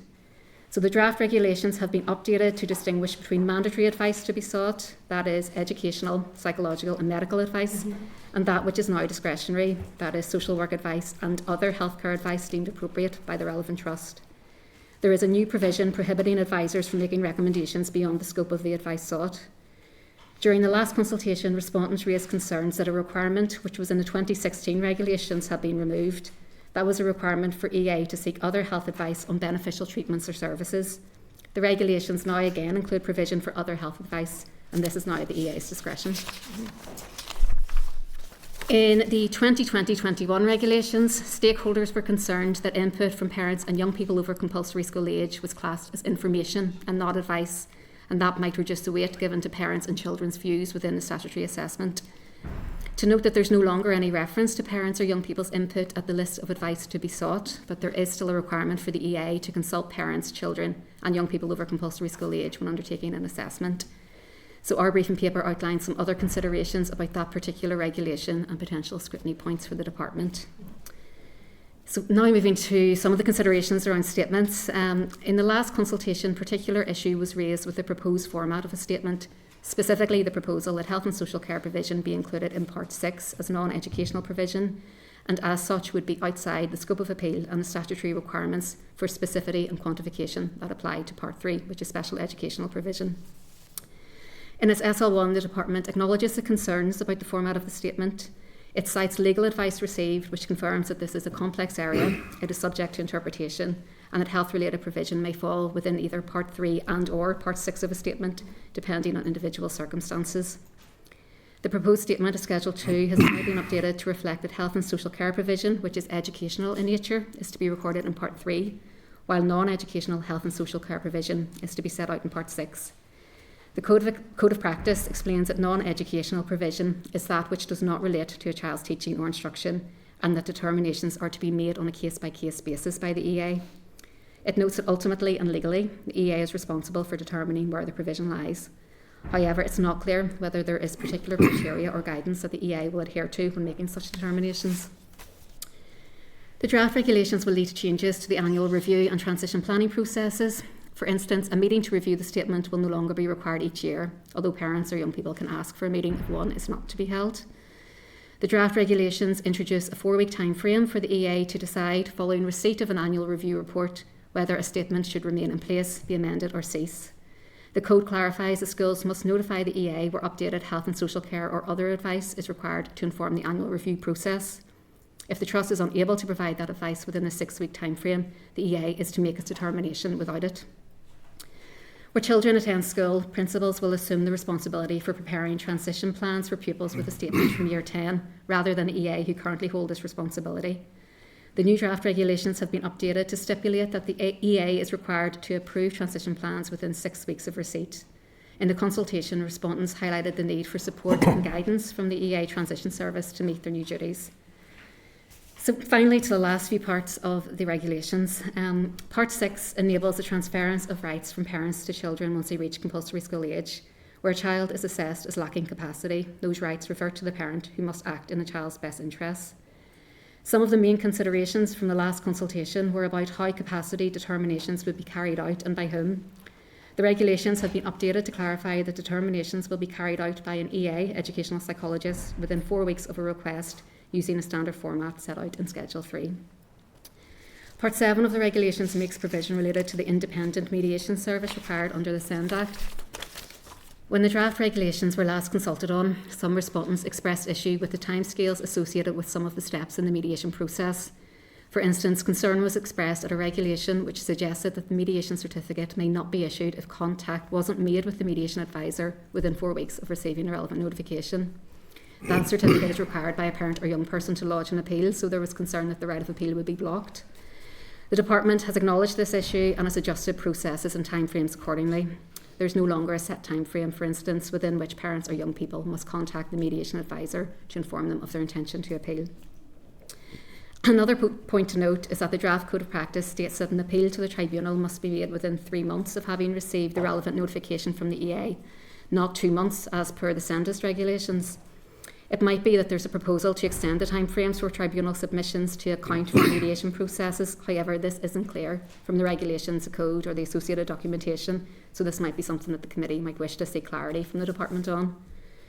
And then finally, the regulations prescribe time limits for the EA where a tribunal has found in favour of the relevant party or in the case of unopposed appeals.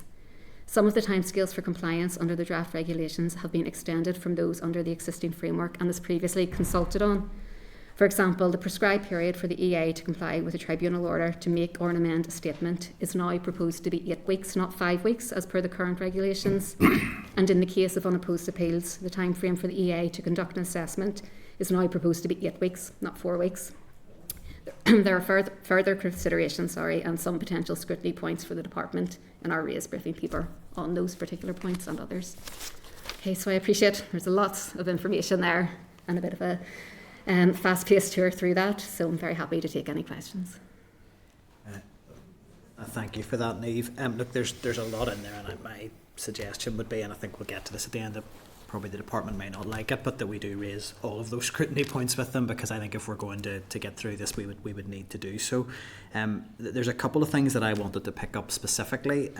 One of them was around annual reviews, which there are some changes. There's the right of appeal, which is probably going to, I imagine, be perceived as broadly a positive development by parents, but I would have some concerns around, is there capacity in the system to manage a high volume of appeals? But one of the issues is moving away from the need to have an annual review in a meeting format every year. And I worry that perhaps parents who are not happy with the provision their child's getting, unless they're aware of that right, that they would almost be required to opt into that, or they can ask for it. Is that anything that came through when you're preparing the paper, or any concerns around parents having to request an annual review in year if they're not officially scheduled to have the meeting? That did come out of the consultation, yes. That there was reflection of the fact that the annual review process, and the meeting in particular, is a useful mechanism for parents to convey if they have any concerns or recommendations about their child's statement. And there was some concern about that particular point, that parents would be required to opt in rather than opt out. Now, the regulations reflect the fact that schools must inform parents and young people over compulsory school age that they can request an annual review meeting in a year where it is not expected to be held. So there is a requirement in the regulations for parents to be informed. No, that is helpful. And then there's a lot of material in there. I think a recurring theme through the report is, does the system have the capacity to deliver this? We're looking at learning support coordinators or SENCOs, schools' capacity to sort of lead on the transitions processes. There are definite concerns. Clearly, that there's almost built into it that sense that health may not respond in time, and that we can carry out assessments without them, which would be of a concern to me. So there are probably broader capacity issues to pick up with the department. But I wanted to ask just a final question specifically on health. There's a duty in the regulations for the EA and health to cooperate to deliver on the regulations and to deliver on assessments. Is there any sense of how that will be enforced or monitored, or detailing of what that cooperation looks like? Is there any more detail on that? I can't say that I have seen that explicitly written into the regulations. There is a specific chapter on the Code of Practice on cooperation, and I certainly could look at that again to provide you with some specifics on that, but I don't have any information to hand, I'm afraid, on that particular point. Definitely a concern coming through about the delays with health evidence coming through. Yes. One of the main concerns reflected through the consultation was potential over-reliance on the use of valid exceptions, and particularly the maximum 34-week time frame to complete the statutory assessment statementing process, should those valid exceptions apply. Now, the department has indicated that it has produced guidance on the use of valid exceptions, and that it has monitoring in place to monitor compliance with the statutory timeframes, and there are some questions and further potential points for consideration for the department on that within our paper. I do think some of the interactions with health in there I would have some concerns with. It's a recurring theme of evidence in this committee that the relationship's not always as effective as it could be between the two departments. So if we're building in regulations that require cooperation, I'd be keen to understand how that will operate. So if that isn't one of the specific scrutiny points, that might be one that we want to pick up. That's probably everything from me at this stage. Deputy Chair, did you want to come in? Yeah, just one question really. The paper, Niamh, mentioned the critique from the Children's Law Centre, and I'm just wondering, do you foresee that, and it wasn't just the Children's Law Centre, but other stakeholders and the trade unions and so on, do you see that having any implications? I mean, do you see storm clouds on the horizon? Is this the critique, specifically the open letter that was published a couple of weeks ago? Yeah.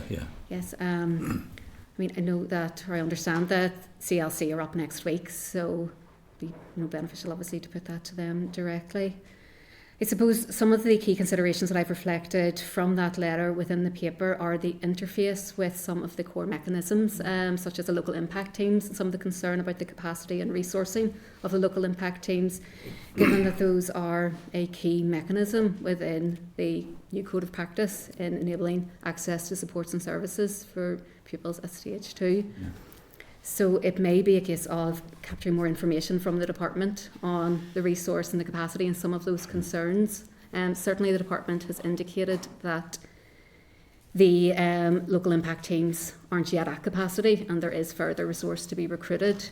So it would be useful to get some information from the department on any mitigation to address those concerns. I suppose one of the other worrying aspects of the letter was that the Children's Law Centre are suggesting that some of the actions proposed may be unlawful. Would you have any opinion on that? I wouldn't, given that I'm afraid I don't have a legal background myself, and I wouldn't be in a position to respond on that. Okay, that's all. Okay. Thank you. Thanks. Thank you, Deputy Chair. Any other indications, Michelle? I don't know if this is in your, if you can answer this. So if it's not for you, please don't worry. There's kind of a live issue now around in terms of statements and the kids who are guests in that over compulsory school age kind of category, and their access to services once they move out of the special schools. And it's whether the statement will state that they have a learning disability or they have a learning difficulty. Is there anything in terms of the new statements that provides any guidance in terms of how those things will be categorised? I know when you're talking about capacity later on and whether they have capacity, you said educational psychologists will make that determination. My understanding is an educational psychologist, for example, could only diagnose a learning difficulty, but if you don't have learning disability on your statement, it would appear now that people are then getting a brick wall in terms of their access to services once they move out of special school. Is there anything in the regulations that would provide comfort to families around that? I suppose the main regulations, or the most relevant regulations to the point that you're making, are in relation to transition planning, and the regulations relative to transition planning are very much about the process and the procedure. They don't make specific mention of the responsibilities or that's getting into the specificity and things like that. Yes, so the code of practice does provide further detail. It does have a paragraph on I suppose it suggests the benefit of schools getting consent from parents and young people over compulsory school age to share relevant information with a further education college or a training provider.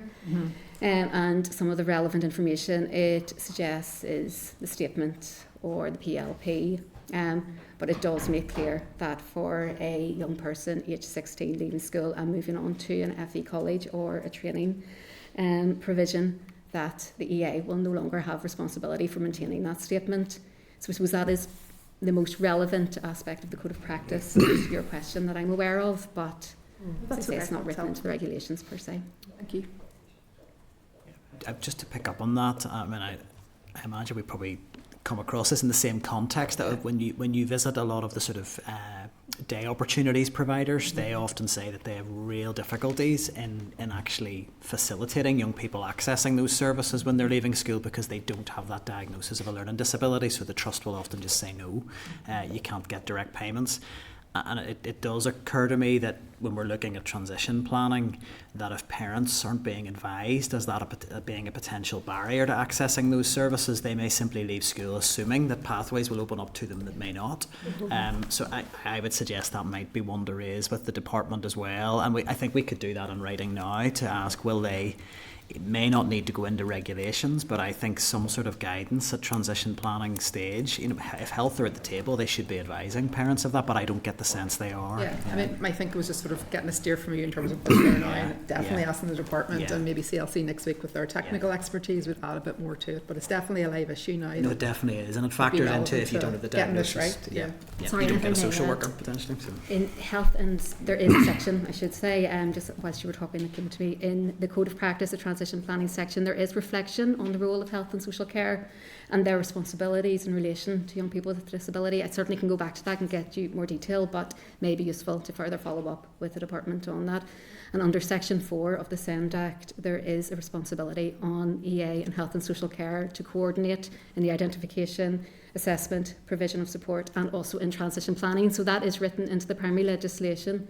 It's just worth noting that. But As I said, I'm afraid I don't have the specific details of the code of practice on I that. wasn't sure that you could, but I just thought it was worth saying what you had discerned from it in that area. Thank you. It's really helpful. And we have Alma from Caleb's Calls coming to committee further down the forward work programme, and again I think getting her input on that would be helpful, but it's an issue that is just raised by parents all the time, so I think that is a helpful one. Any other indications at this stage? No? Okay. I don't think there's anything else from me. I think probably a lot the scrutiny points are the bits that are really helpful there, and I think lots to pick up both with Department and EA and the Law Centre. But our members agreed at this stage that we do raise those points in writing with the Department at this stage. I know there's a lot of them, but there's a lot in the regulations, so I think we do need to take them forward if we're all agreed. Agreed. Okay, Niamh, thank you again for your work, and we may come back to you for more on this. So thank you. Thank you. Can I just check again through the clerk? Anything else arising from that we would need to pick up? No, we're just in the background. I've been speaking to the teaching unions, and obviously they represent other professionals in schools as well. So on the 20th of May, we'll have ICTU and possibly NICT as well, addressing mainly this issue, but also some other issues that they want to bring to committee. I think that would be helpful because there's definitely a theme of system capacity runs through all of this with the regs and the wider reform, so that would be really helpful. And it's probably also worth noting that our citizen space is closing this Friday on the SEN regulations, so we'll see what comes through from that as well. Okay, so that takes us on to item 10 on the agenda, and this is a discussion on the committee bill to allow pupils the choice to wear trousers as part of the school uniform, and it'll be an oral briefing with bill office officials. So again, this would be one I propose we move into closed session if members are agreed. Just move in. Okay, members, so that's us back into open session, and just to confirm for anyone rejoining the live stream, we had a discussion with the Bill Office and Assembly Legal Services around the draft committee bill on the right for all pupils to have the choice to wear trousers in schools, and two options of a draft bill were presented, and the committee made a decision to proceed with one of those. So we are now proceeding on to the preparation of the explanatory and financial memorandum with a view to getting the bill introduced to the Assembly. Anything to add, guys? No? Okay. That's grand. So that takes us on to the next item in the agenda, which is correspondence. So I would refer members to pages 334 to 377 of your pack, where there's 10 items provided under correspondence with the summary note at page 334. And as usual, I'll go through anything that requires committee discussion or decision. Other than that, it'll be as per the summary note. So item 11.02 on page 335, it's correspondence from an individual with some specific questions on the education holiday meal payments bill, and a range of maybe wider questions around some equality considerations on wider educational issues. I would be happy to hear members' views on this. I would be proposing that we add that correspondence to the bill folder, and potentially if there are substantive points that need a response I don't know if it would be appropriate to refer to the bill sponsor for a response to any of those, but it's for the committee to decide on that. I mean, adding to the bill folder seems appropriate at this stage. Members are agreed. I don't mind answering. Do you have any advice to offer on that? Well, I mean, it's correspondence to the committee, but I guess the questions are for the sponsor of the bill, I would have thought. So I think if they could be forwarded to the bill sponsor for the bill sponsor to decide if it requires a response or not. So we agreed. Item 11.03, page 337. It's the investing activity report for the Department of Education for April 2026. I propose we note. Members are agreed. Agreed. Item 11.07, page 369. It's correspondence from an individual relating to the SEN regulations, which we've discussed today, 2026, and specifically around post-16 transitions for SEN pupils. So it does set out obviously quite a difficult personal context that this individual is dealing with in terms of transition planning. So I would want to suggest that we add the correspondence to the papers for the consideration of the Special Educational Needs SEN regulations 2026. 6 as the correspondence is relevant to that.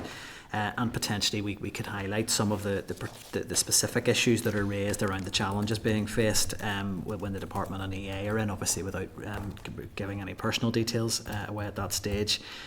But also I would suggest respond to the individual indicating that the committee has a briefing scheduled on transitions with Caleb's cause at its meeting on the 3rd of June, and again we can highlight those issues at that stage if members are agreed. Danny, did you want to come? Yeah, no, I think that's a good way forward. I think transitions hasn't really been overly discussed in here, and it's not just for health and economy. I actually think there's a place for education here as well to help with that transition period. And I do think when Alma comes in, it's something we can really look into and hopefully play a part in our own inquiry as well. I think it's really important. No, I absolutely agree. And some of the evidence we've had through in the inquiry, even the written evidence that's come through, has been really clear on that need for legislation to address this. There are statutory duties that exist in education already, and the feedback we get from parents is that the provision is just really, really patchy. And I think anything that we can do through this committee to strengthen that aspect of things, I think we should be focused on doing. So I'm certainly with agreement to go back to the correspondent on that basis. Item 11.08, page 371.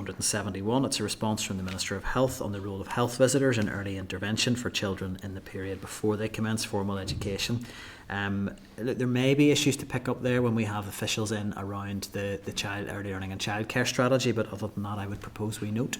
Agreed. Item 11.09, page 373. It's correspondence from an individual regarding the future and proposed closure of Wallace Prep School in Lisburn.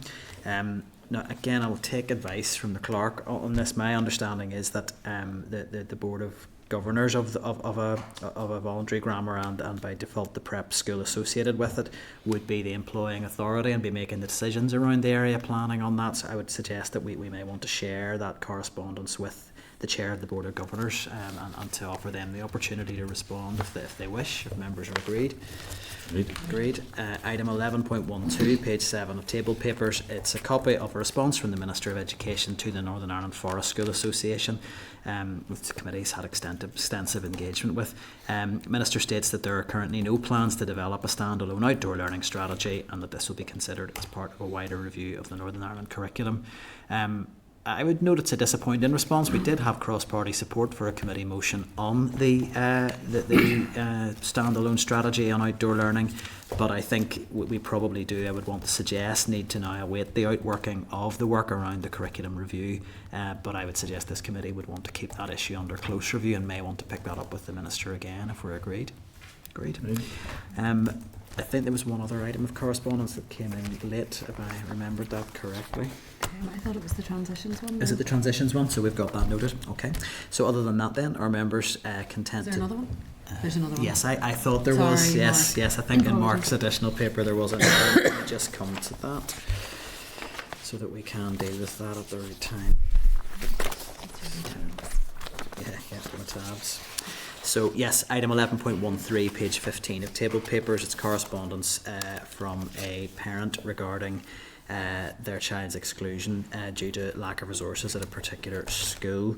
Are members content to write to the Education Authority seeking an update on the resources available for pupils with special educational needs at the named school? Are we agreed? Agreed. And we can share any response with the parent when that's received. Okay. Other than that, are members content to dispose of the correspondence as per the summary note with those exceptions excluded? Agreed.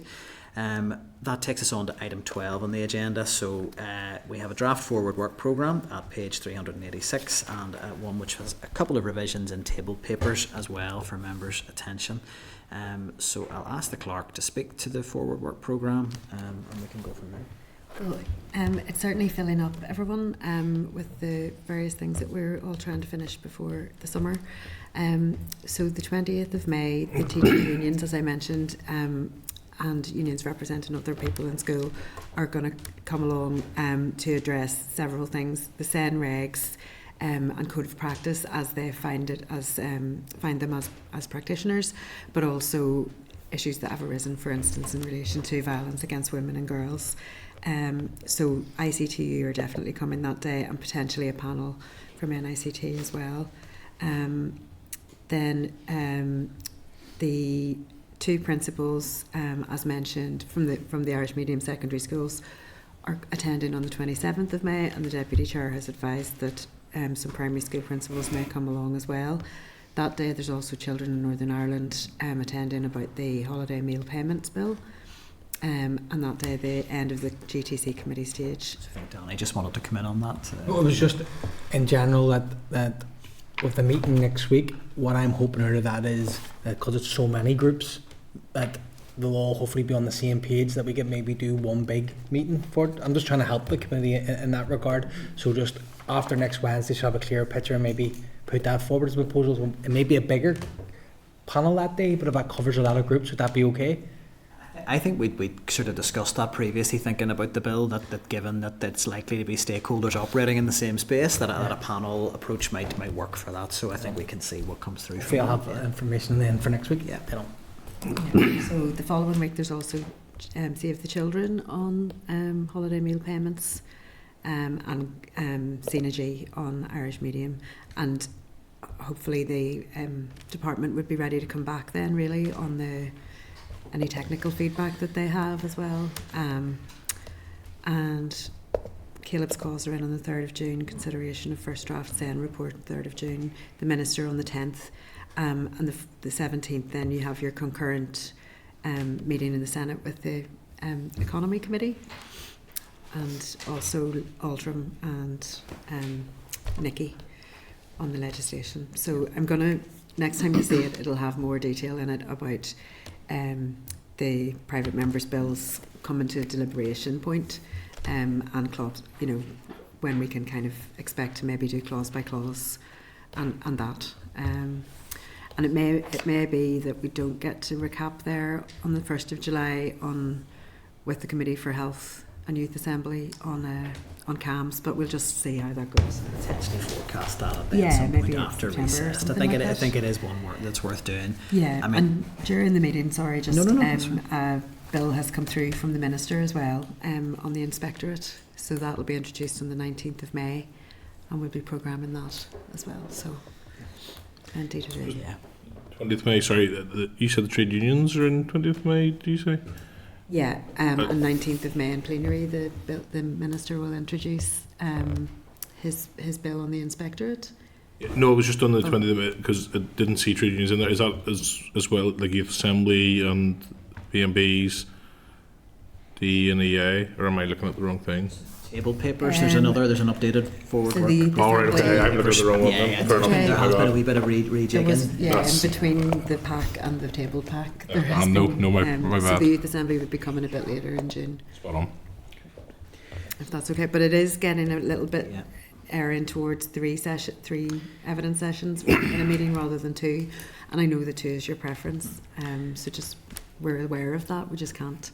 No, I think that's understood. I think with the amount of legislative work going on Yeah. and the committee bill in the mix, I think there's an understanding that 3 briefings may be required, and I think it just does require members to be sensible with their timing so that we can get through it.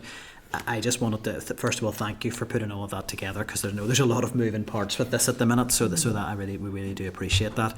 I just wanted to highlight it to make sure my understanding is correct, that it probably 17th or the 24th of June, that based on our timelines for the Irish Medium Education Workforce Plan Bill, that we would need to be looking at moving to at least informal clause by clause at that stage. Would that be your sense of the timings on that? Yeah, I mean, that's possible if the committee feels that there's nothing else, that it needs to find out or explore. Yeah. Yeah, I suppose I'm just flagging it. It's either that or meetings in the summer. So it might just help. No plans in July, to be fair. Or additional. I'm happy to come in. An additional meeting. An additional meeting for a clause by clause if we needed to. Yeah. Yeah, you could just have like an hour maybe. We could just for that one action. Yeah. Okay. But we would still need Hansard and all of that because it's legislation. So. Okay, no, thank you for that. So nothing else on forward work programme? Not that I can think of just now. Nope, that's fine. I didn't even get on with. That's grand. So item 13 then is any other business. Is there any other business? No. Item 14, date, time and place of next meeting. So that's scheduled for Wednesday the 13th of May, 2 p.m. in room 29 and online. And leaves me to put the question at the committee meeting does now adjourn. Are we agreed? Agreed.